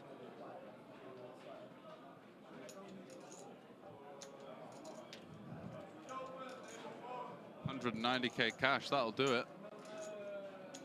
I know he had a deep run in the main event last year here in the Norwegian Championships. Yeah, he took 3rd place. I remember him having like a commanding chip lead for a while. Did quite well with a podium finish for 44,450 in that. Wow. He cashed in the WSOP main event, so maybe just went out Vegas solely for that. Maybe it was a package winner, but 397th place, nothing to laugh at for another 40K. Wow. And then played a high roller Norwegian only event at the Norwegian Poker Championships in Gardermoen back in October, 6th place. Not a massive amount, but still more than 9,000. I'd take that, but not a massive amount considering. And then look at all these online results during like pandemic time. That was during the WSOP. And here's another block of that. Wow. But yeah, the field didn't get it any easier with him involved. But meanwhile, we have Fennis somehow with queens. I guess he did a little bit of trappy. That didn't get raised by the Jack-10 suited. Berg may be learning his lesson that when he limps, maybe he's strong. And now Fennis in a tricky spot with the king on the board if he's raised, but I don't think Berg is going to fall for it if he didn't jam pre. Why would he be doing much of anything? Maybe he'll call with the backdoor flush draw, backdoor straight draw. Yeah, I think we just call one here if we play the passive route pre-flop. And I quite like the check back in some ways. Jack-10 doesn't achieve an awful lot. This is an interesting turn card. He improves to 2 pair. He's completely dominated by the queens of Venice, of course. But having faced... it's interesting when you're short stacked because you're thinking, what the hell does my opponent have here when he calls king 4-4? Because most of the ace-X just would have jammed pre, right? So you're kind of thinking, it's going to be difficult for me to really get much value out of this hand. And if Berg bets big, I think there's some area of concern for Fennis here because the hands that he's going to be ahead of are somewhat unnatural. We do see that Berg does have the Jack-10. We block hands like Queen Jack, and that's quite annoying. And Berg is reaching out for a bet, but doesn't look like it's a big one. Maybe 120. Yeah, small bet. I think we've just got to pay it off with the queens and hope that he somehow has a jack, some kind of like Jack-9, Jack-8, Jack-10 suited. But again, certainly not a like super easy decision when you get the out of position call. Looks like he's just going to station it off though. Oh, is he raising? Yeah, it looks like he's thinking about what to get it in. Wow, that's very bizarre if he's going to raise. Or maybe he was counting out his chips just to see how much he had, but he's getting such good odds, and Berg is capable of a lot of bluffs, and he's also capable of trying to get thin value from a jack or a 7. Yeah, if we perceive him to have hands like 5-6 and some of the sort of backdoor straight draw kind of backdoor flush draw, kind of floating one to bluff the river type hands. I think we've just got a call here, and he's taking his time though. Does he feel like his opponent is only continuing the flop with a king or a 4? I think that would be a misstep, because he's definitely a capable player of not just having the pure board interaction. He may be thinking about turning it. No, he's just going to call. Because a jam would have been interesting, actually, because it's possible he would actually get some kings to fold, because he got an ace to fold earlier on a similar kind of situation. On the other hand, it's possible some jacks will call, so it's really kind of like not sure why you're jamming, but it could be a good thing. But the call was the obvious play. I mean, he was getting such good odds. If it was a bigger bet, then it's some food for thought. Definitely.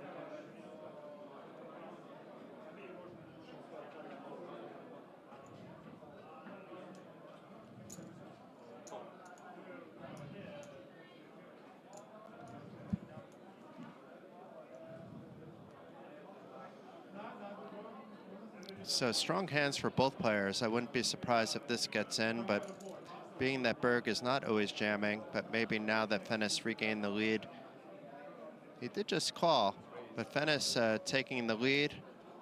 Berg should be snapping it off. Here we go. Fennis, ace deuce off versus the 8 of Berg. Here comes the water chug. Here comes the water chug. It worked for him last time. There we go. Hey, 1, 2. Oh, only 2. Wow, what a guy. Got to fade the ace or some wheel cards, maybe even some hearts. And 29% equity for Fennis there as he takes the glasses off. Whoop. There's a deuce, but an 8 in the middle. It's over before it even began. If it's a ace-ace, that's Ace, the only deuce, possibility. deuce. Yeah. But you can see it's less than 1%. Berg can relax.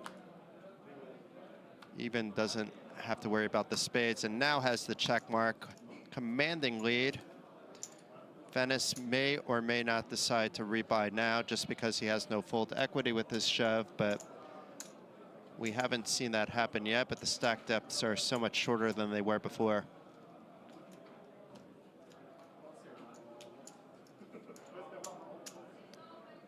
A bit of a cooler, and also a bit of a cooler both times that Fennis had that 33% equity in those spots being trapped, that he didn't get there on either.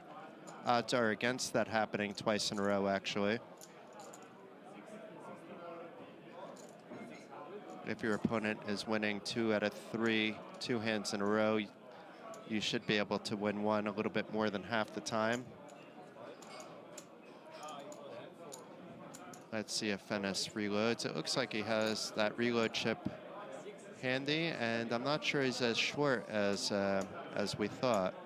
But maybe he's still counting out his chips. The graphic is blocking what's going on. But blinds have gone up to 50,000, 100,000 nonetheless. So even with reload chips, we see there's 15 big blinds on the table, 30 blinds effectively.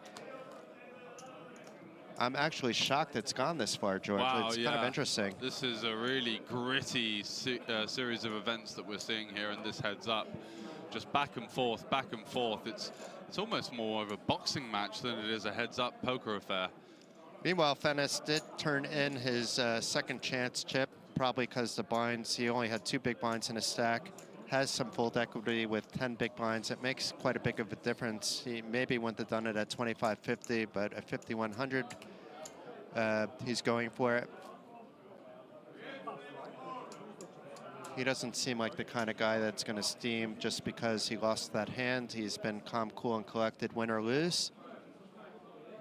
Certainly has. There's some things to learn from him in that regard. Yeah, I think the overwhelming best part of his game is just how solid and consistent he's been. We really haven't seen him make much of a mistake. I think the 7-6 was a little bit of an overreach, the triple barrel there. Often you want to have some kind of decent equity, but fair play to him for going for it. We are going to take a 15-minute break, guys, so do join us then. These guys are going to get a little trip to the bathroom after the amount of guzzling that's been going on. Fair play for that. So join us soon as we bring you the closing stages of the Norwegian Heads Up €800 event.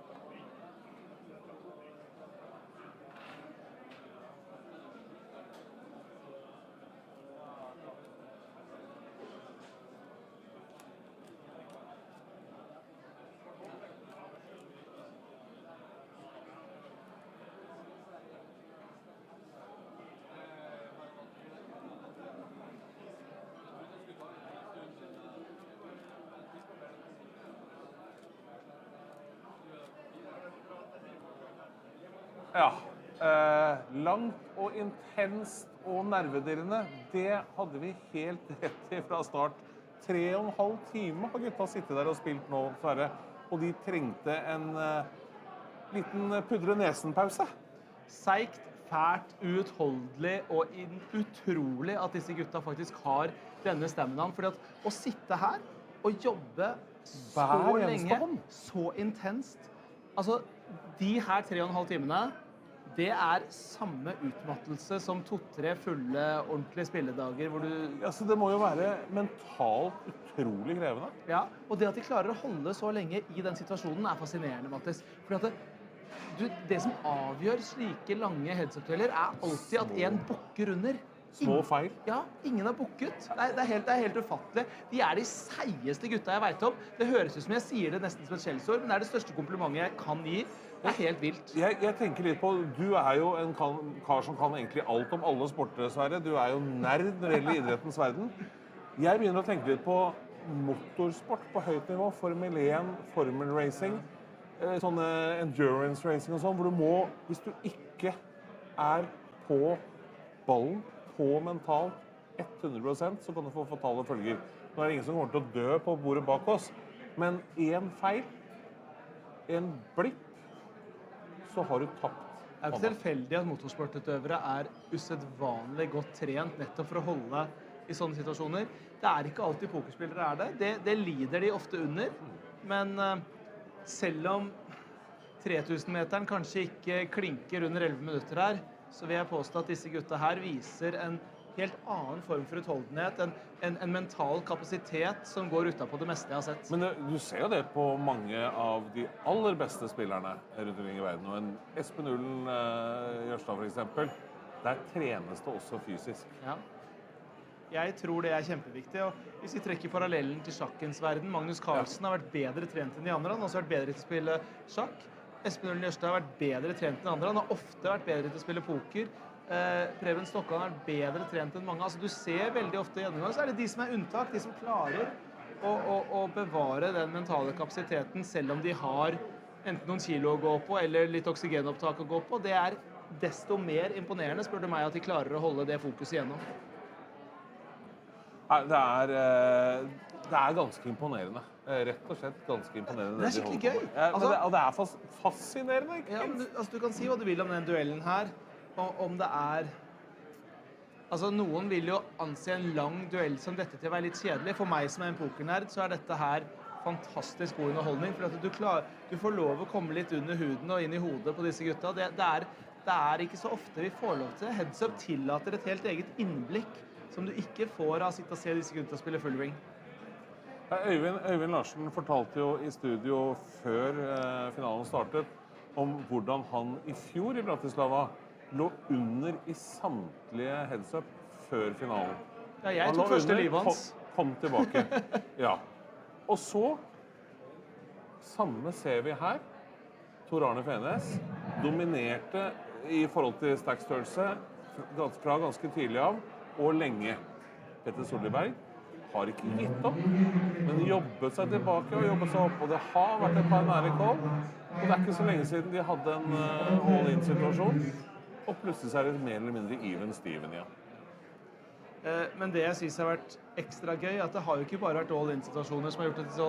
Altså, det har jo nesten ikke vært noen av dem. Det har vært... Nei, det har vært av sjeldenhetene. Ja, det har virkelig vært fundamentert spill hele veien, holde pottene lave, jevne ut risiko. Utfordringen er når det er to spillere som begge føler at de har en edge ved å klare å begrense pottene hele veien, fordi de er vant til å være den beste spilleren i duellen. Nå er det to av dem. Men det er nok også to litt forskjellige pokerskoler vi ser her. Tor Arne Fenes er nok kanskje litt mer enn den gamle skolen, mens Petter Solberg er i anførselstegn en mer moderne spiller. Ja, men det er ikke så lett å anse av spillestil hva som er ny eller gammel skole heller. Altså den største galskapen vi finner på denne jord ble jo spilt i 2006-2007, Johnny Lodden-poker, og bare hamre hele tiden. Hva som er nytt, hva som er gammelt, det er litt usikkert, men det som er sikkert er at disse gutta spiller tett på optimalt. Det er ikke noe tvil om. Jeg lurer litt på, Sverre, når du er i heads-up-matcher, tilpasser du ditt spill til motstanderen? Eller kjører du ditt spill og tvinger motstanderen til å tilpasse seg deg i stedet? Nei, du må til en viss grad tilpasse deg i de aller fleste situasjoner. Jeg hadde aldri holdt så lenge som disse gutta gjør. Jeg hadde mistet huet for lenge siden. Du hadde blitt utålmodig? Om ikke utålmodig, så hadde jeg ikke klart å... Nei, jeg vil ikke si at jeg hadde blitt utålmodig. Jeg hadde blitt sliten. Jeg hadde blitt mentalt sliten, og derfor gjort feil. Det er jo et paradoks at akkurat i poker kan feilene bli det mest innbringende du har, fordi hvis du i hvert fall klarer å sette press og ikke bare syner deg ut. Men jeg hadde ikke klart... Jeg hadde på et eller annet tidspunkt tenkt at nå tar vi sjansen vår og flyr, og så får det heller bære eller briste. Ja, nei, det er fascinerende sånn sett, altså, men jeg må innrømme at det er to gladiatorer som sitter bak her, og vil ikke vike en tomme. De gir veldig lite rom for at den andre skal kunne attakkere og få noen fordeler også. Men dette er jo noe helt annet enn det vi kommer til å se i resten av dette NM-et. Vi kommer ikke til å få en duell som, etter alle solmerker, kommer vi ikke til å få en duell som dette når vi skal kåre Norgesmesteren til slutt. Ikke fordi at de spiller med en dårligere blindestruktur, men fordi at sjansen for å få en heads-up med to så ekstremt sterke heads-up-spillere er så liten. Fordi dette krever en helt egen kompetanse å klare å spille det spillet som de gjør. Jeg er jo mildt sjokkert. De spiller med... De har jo nesten ikke big blinds igjen, og de har fortsatt ikke brukt første livet. Ingen av gutta har brukt opp ett eneste liv i løpet av hele NM.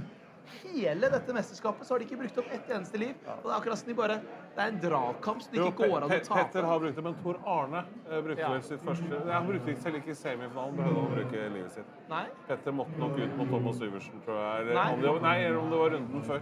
Ja, han sa i hvert fall i intervjuet at han ikke hadde gjort det. Da stoler jeg mer på Petter enn på meg, for å være helt ærlig. Da trekker jeg den tilbake. Ingen har brukt noen liv. Men jeg var litt sta. Hvor har det...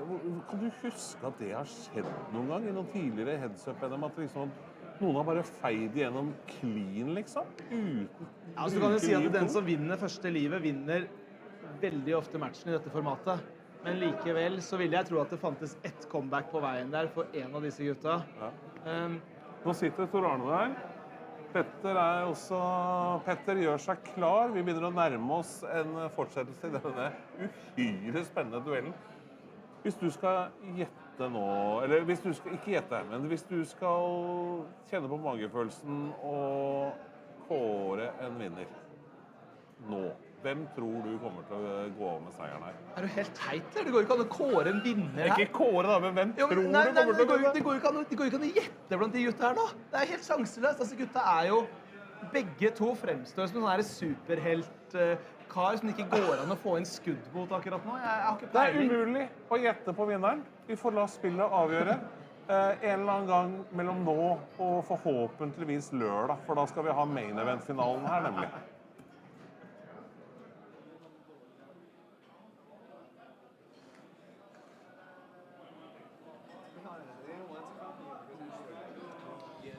Hello, hello, and welcome back to the absolute bloodbath that we've seen on show here for the final two in this heads-up grueling match so far. 800 euros was the entry, and I think the first round was many days ago, but here we are. We've battled our way down to the final two, and these guys have been going at it for the best part of almost 5 hours now. First break. And we saw Frode come by, so he's hanging around until the winner. I know he likes to be in all the winners' photo, but it's been quite the grind even for Frode. I mean, he was here probably before 10 in the morning, and now it's almost 2 in the morning, and not the first time either. So yeah, it's been quite the grind for everybody, but really enjoying this heads-up affair. It will have to give fairly soon just because stack depths are much more shallow than they were before, but we said that about an hour and a half ago, and here we are. But it's been quite entertaining, at least. I've been enjoying every moment.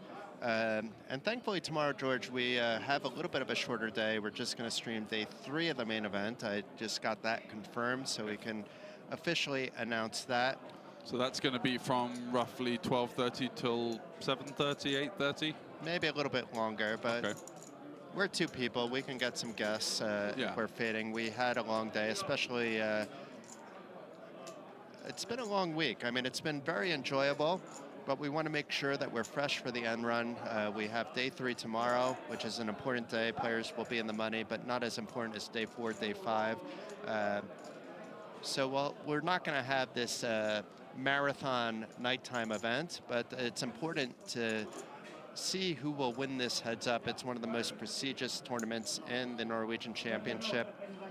But any thought of seeing day 1 of the ladies or seniors tomorrow is not going to happen. Maybe on day 4, if one of those looks like it could be fit in, maybe then we'll squeeze that bad boy in. Absolutely. So Fenner's limping, and Berg is just sending that one in with the king-queen.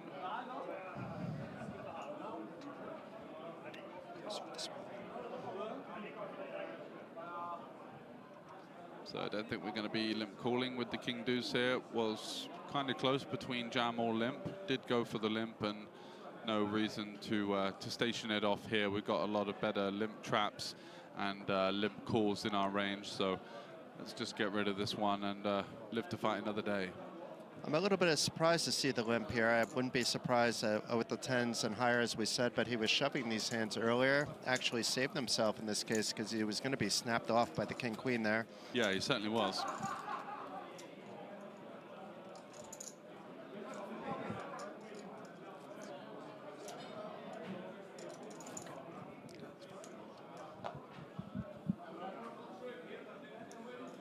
So stacks getting short, and the intensity just keeps on ramping up between these two, playing for roughly around 5,800 euros, but also the coveted plaque, the trophy, and the all-important silky smooth slippers on show once again. Berg looks a little more relaxed on the break, perhaps took a little bit of stretch, maybe getting rid of those 2 liters of water from his body helped a bit, but still has his reload chip too, so does have quite an edge at this point. Oh, wow. Even though he's slightly down on the chip counts no, he's up on the chip counts because Fennis reloaded as well, so there's 2.4 million chips in play at the moment, with another 800,000 maybe to come if Fennis mounts a comeback. Yeah, this is a theory call, King 6 for sub 10 big blinds. Whether or not he finds it or not remains to be seen, but usually if we do feel like your opponent is jamming to the Nash equilibrium, which is yeah, he does call. So King Jack versus King 6, a good brave call there from Fennis. He's unlucky to be up against the dominating hand in this situation, but so many worse hands that could jam there. 6-7, King 3, King deuce, King 5, some Queen 6, some Jack 6 suited. So it could be over right here, right now. Wow. Fennis has no reload chips.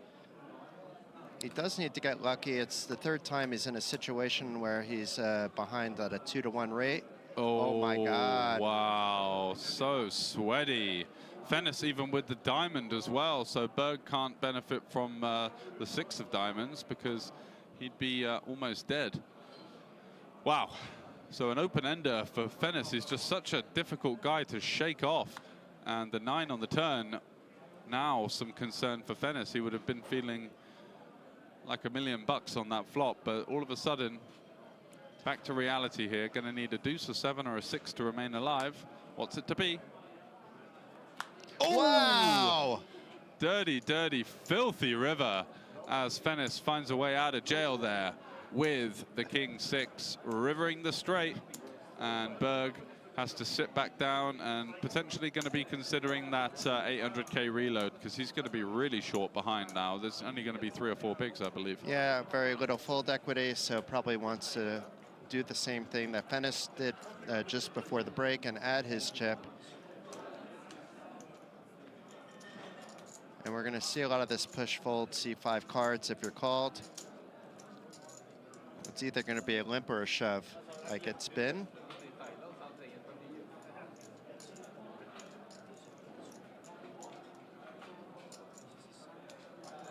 And we have the Norwegian crew. This isn't one of the normal photographers. Elizabeth worked very hard today, but she had the evening off. Not sure about Thomas and Vojta, but I saw them stationed not in their normal room, but upstairs today, maybe to get a different sense of scenery. Be a little bit closer to the action. They've been hanging around in the room next door to us, which has been nice for us on breaks to say hi to them. Everybody here is super friendly, from the players to the staff.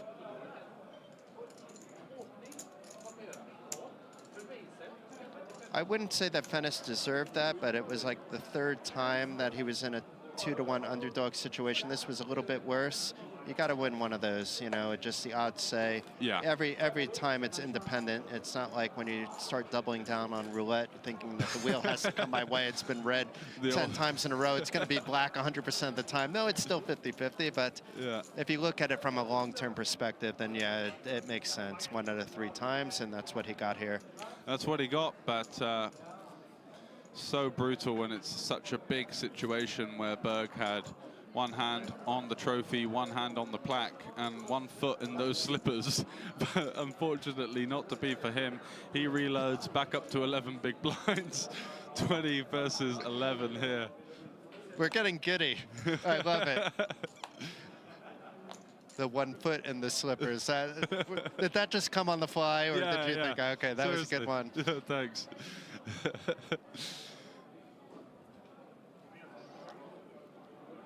I think what we need to do is deprive Georges from as much sleep as possible, and we'll get even more gold throughout the week, but no, we're not going to do that. No, I need some sleep, in all seriousness. We got a big day tomorrow, and back to sincerity, I'm really looking forward to day 3 of the main event, because we've just seen such a high level of play from these Norwegians, and as the days go on in the main event, the level and the standard is only going to get higher, so that's going to be a pleasure to commentate on.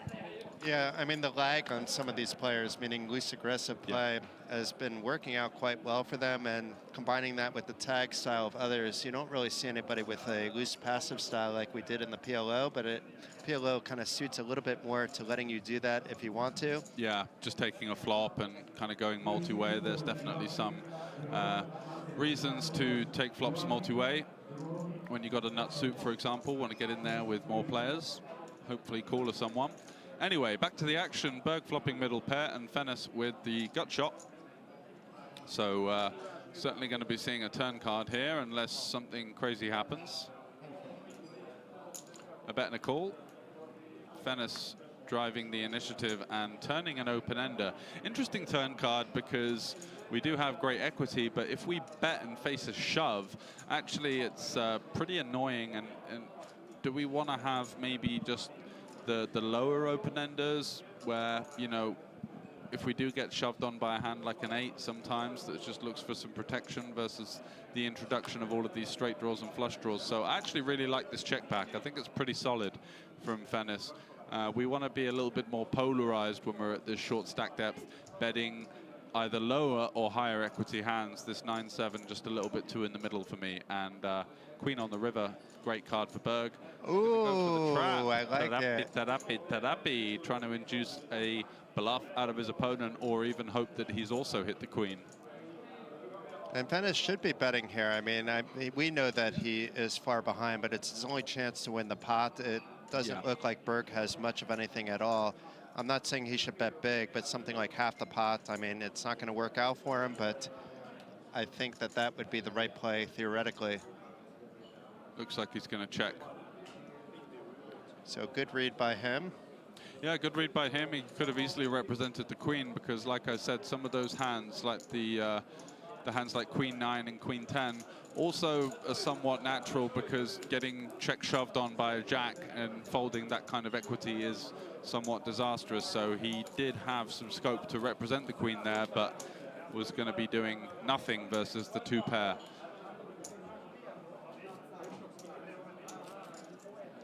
Is it me, or is the trophy a little bit closer to Tor Arne than it was earlier? It's like they almost kind of pushed it over because he's a 2-to-1 favorite. Yeah, it feels like some kind of premonition almost, or fate. Maybe if he doubles up his opponent, the trophy goes back a little bit more towards the center, maybe even all the way next to Berg. Yeah, exactly. Tough to say. I think it's just a camera angle, because now it looks like it's closer to Berg, actually. A bit more centralized, so it's a case of that overhead camera distorting the depth perception in some ways. Or the trophy kind of is like an amoeba and multiplied during the break, and there's really 2 trophies. Yeah, it's like a floater. Now it looks like there's 2 trophies. Look at this angle. Yeah, it does. Wow. Didn't think of it like that. It's obviously 2 different cameras coming from 2 different places, same trophy. Runner-up will get a chunk of cash, but no slippers, no trophy, no plaque, no star. And people will still remember possibly that you finished runner-up, but you're not going to get that sense of pride as the winner will get. Meanwhile, Fennis with a very strong hand here, the Snowman. Yeah, I think this is a good one to limp. Is it just a raise here? I'm not sure what happened here. We have to get an update. It's basically an effective shove, yeah, just 800 to be Cupid, just saying that we're all in here if you want to play. Yeah, which is fair enough. He's got the chip lead and the momentum in his sails. Does get the fold out of his opponent. But I think limping down to about 8s or 7s heads up makes a lot of sense because your opponent is naturally going to fire in some hands like Queen 3 suited, King 5 that you're doing very well against with the 1 over, 1 under. Of course, Ace Deuce, Ace 3 off. Those are going to call anyway for the most part, but just electing to go with it. That can't be bad either. It's a case of shove or limp, I would say. When he's been shown to shove in a little bit light lately too. Yeah. I think now that the calling range is a little bit lighter. 7-5 suited's never calling, but 7-5 suited I don't see being shoved by Berg. Maybe by some other players they would, but Berg in particular I don't think would have been shoving there. And no, he's giving a chance to see a flop. Exactly, he's been more of try and get to the flop as cheap as possible type style. What monsters here? Yeah, deuce versus deuce. What's the 4 deuce suited? Is there a name for that? I can't think of one. No, I can't think of one either, but I don't know all the names of all the funny hands. I know the Brunson and now the Robbie Jade Lou, and I just go with those 2. I know there's like a lot, like 8-2. What's the 8-2 nickname? There's a nickname for that one as well. Yeah, God. Yeah, those have fallen by the wayside a little bit. Maybe we Google them for tomorrow so we have a little bit more verbiage for these fun hands. Add some repertoire in our commentating gig. I like the sound of that. So limp, limp, and check, check. The ace, not necessarily a card that is going to be easy for either player to represent here, especially Fennis.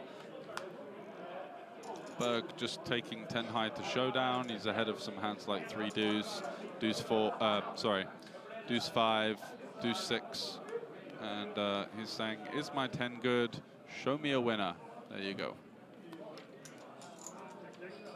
So a 2 big blind pot heading in the direction of Fennis, and once again, does feel like these kind of momentum swings are heading in his favor somewhat. Again, another dominating situation. We did see the King Jack versus the King 6 in the all-in. Fennis rivering a straight, and now 4 deuce versus 10 deuce and finds a 4. So coming up trumps in these situations. This one a lot smaller, but certainly Pretty big, picking up 100K there. You know, we did start on the 2.5K blind level, so that would have been 40 big blinds earlier. I don't think either player expected it to be this shallow, this deep, based on how they played yesterday. I mean, it went for a while. It was close to a 3-hour heads up, but yeah, not the same as today. Meanwhile, look at this. Fennis is likely going to jam the button. This could be it. Yeah, this could very much be it if Fennis finds a way to hit his King 7. They're playing 10 big blinds effective. King 7 is a hand that I don't think does any limping. Ooh, what's he gone for here? It looks like a shove. Yeah. Okay, all in, all in. Here we go.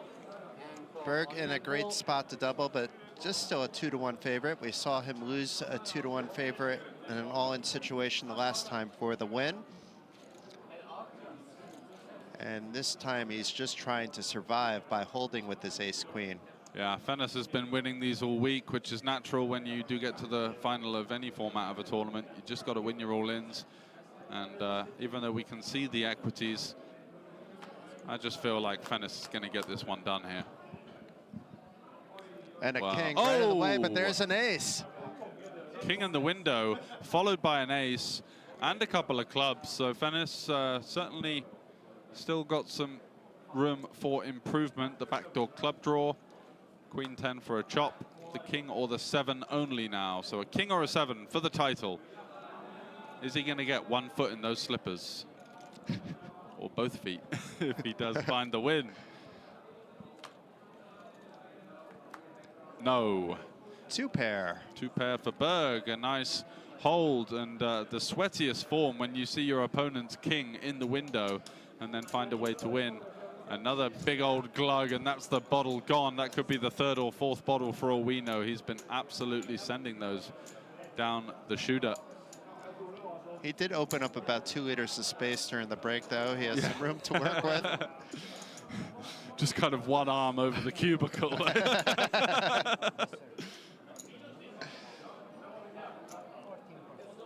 I mean, both players are very well deserving of the title. It's going to come down to a bit of a card distribution.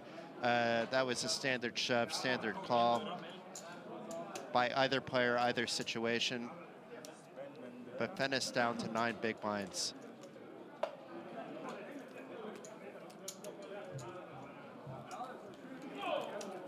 I'm surprised he didn't start chugging the water during the all-in. Like usual, he waited till after he won this time, and then the chug came. Fennis needs a fresh beer, I think, to get that run good train back on track. That might be it. It's left the station for now. I'm surprised he didn't get a refill after having the affordability of using the restroom. Exactly.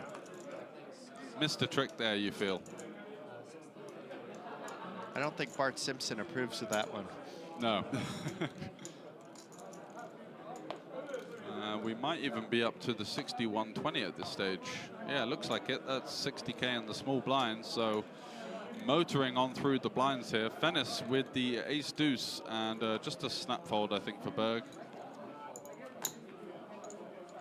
Fennis may be a little bit frustrated, but even if he calls there, he's never going to really be that good. He's going to be 60-40 at best. Yeah, based on how he's run, I don't think he can have too many complaints. He's found a way out a few times in big situations, both post-flop and in the pre-flop all-ins. But still got a decent chance of getting back in it, the thick of it. All it takes is a semi-cooler heads up for him. Heading in his direction, he's going to have the chip lead as we're playing so short stacked here. Fennis with 8 big blinds.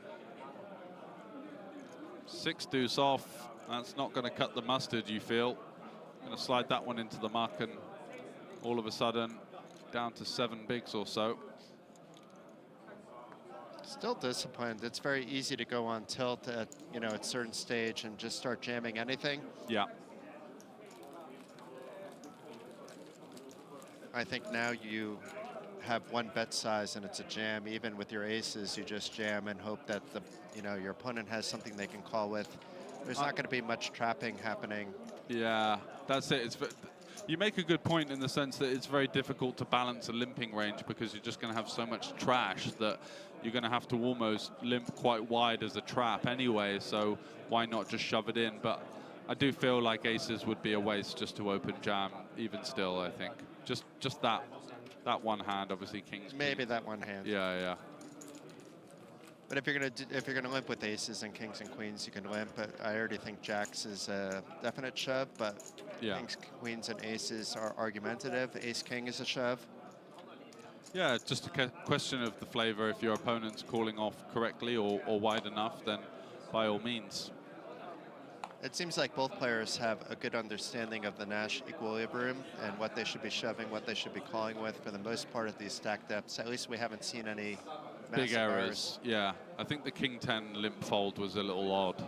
And also the 9-8 suited. Those two were strange from Berg, but he has found a way to get back in it. Fennis with queen-7 off. I think this one's just a couple of pips too light. We'd be calling with queen-9, I think queen-8 suited, but queen-7 off, the computer hand. There you go, there's one. Yeah, there we go. Yeah, the exact average hand, of course.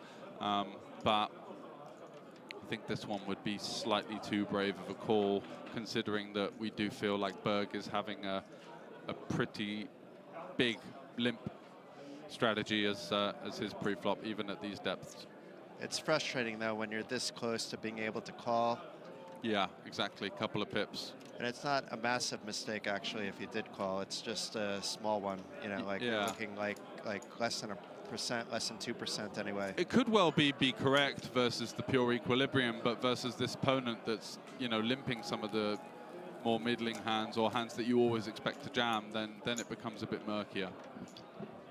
So it's very hard to say and hard to make those adjustments on the fly. You can plug them into ICMizer afterwards if that's your cup of tea, but for now you've got to work things out on the fly and work things out versus the opponent and versus the kind of showdowns that you get to see. None of these guys, I'm sure, really had the energy on the break to be going back through the stream and looking at every single hand. It's just not happening in Heads Up. There's just too much information to look through, and a case of information overload in some senses. Sure, if you're playing a 8 max final table and your buddy's on the rail, that can give you the lowdown. Whoa! It could be over, Johnny. 9-6 shove. We were talking about understanding Nash equilibrium. This was a clear fold. He didn't get away with it. Ace-7 with the call. Easy call, but not out of the woods yet. Just a 2-to-1 favorite, and not even that.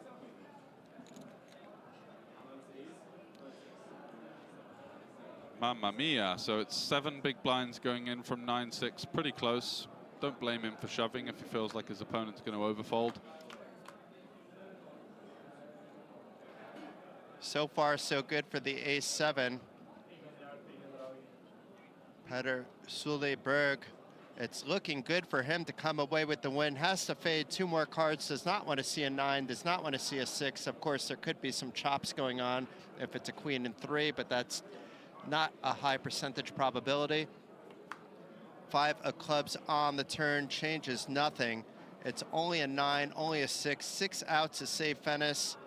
He looks a little nervous. Meanwhile, look at that confidence by Berg, ready to claim that trophy, standing right next to the plaque.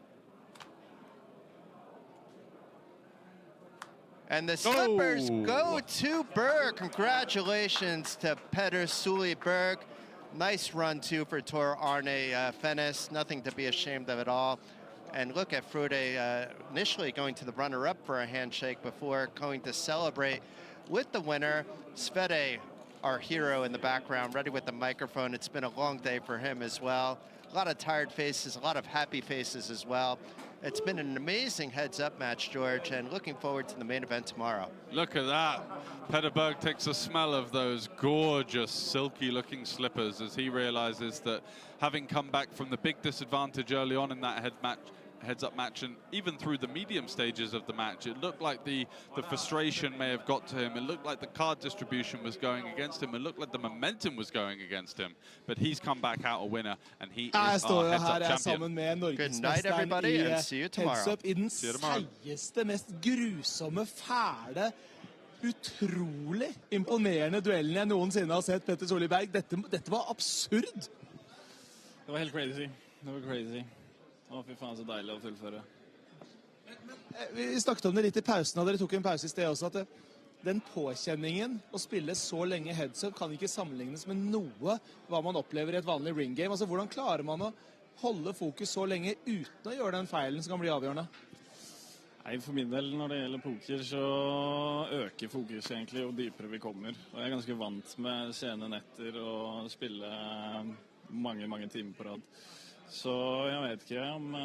Ja, nå var det som helt insane blinds på slutten her, at det var, ja, hvem som helst som kunne ta det egentlig. Så... Men man kan i hvert fall ikke klage på strukturen. Nei, strukturen har vært helt nydelig, den.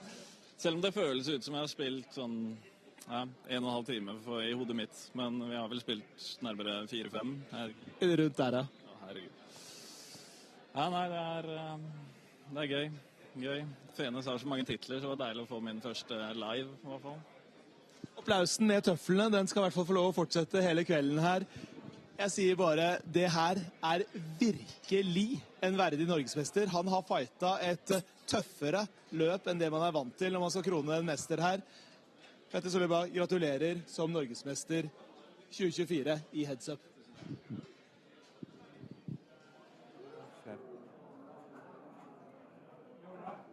En fjerdedel. 25%. Er det mye eller lite? Eller er det sånn passe? Om prisen for taxituren fra hotellet og hit hadde kostet 25% mer, så hadde det vært ganske lite. Om det blir 25% varmere her i studio, så hadde det vært veldig mye. Hadde jeg fått 25% mer for å sitte her, så hadde det vært sånn ganske passe. For taxisjåføren så hadde 25% mer ganske sikkert vært ganske mye. Og for sjefen min så hadde det garantert vært alt for mye. Og om noen skrudde opp temperaturen her, så kunne jeg jo alltid ha kastet jakka da. Det er 126 spillere igjen i main event i Norgesmesterskapet i poker. De skal spille dag 3 i morgen. 95 av dem vinner premier, kommer i penger, som det heter. Det betyr at 31 av dem gjør det ikke. Og de 31, det er ganske nøyaktig 25% av de som er igjen, som ikke vinner. Men det betyr også at 75% gjør det. De vinner noe, mer enn de gikk inn med. Jeg tenker at de aller fleste, de synes det er helt greit å være en i mengden. Vi er jo det alle sammen, på en måte. Men hva om du vil være i den fjerdedelen som kommer lengst? Den øverste delen av resultatlista. Kanskje til og med topp 10%? Topp 5%? Kanskje den ene? Er du da villig til å ta sjansen på å havne i den første fjerdedelen? Det får vi nok svar på i morgen.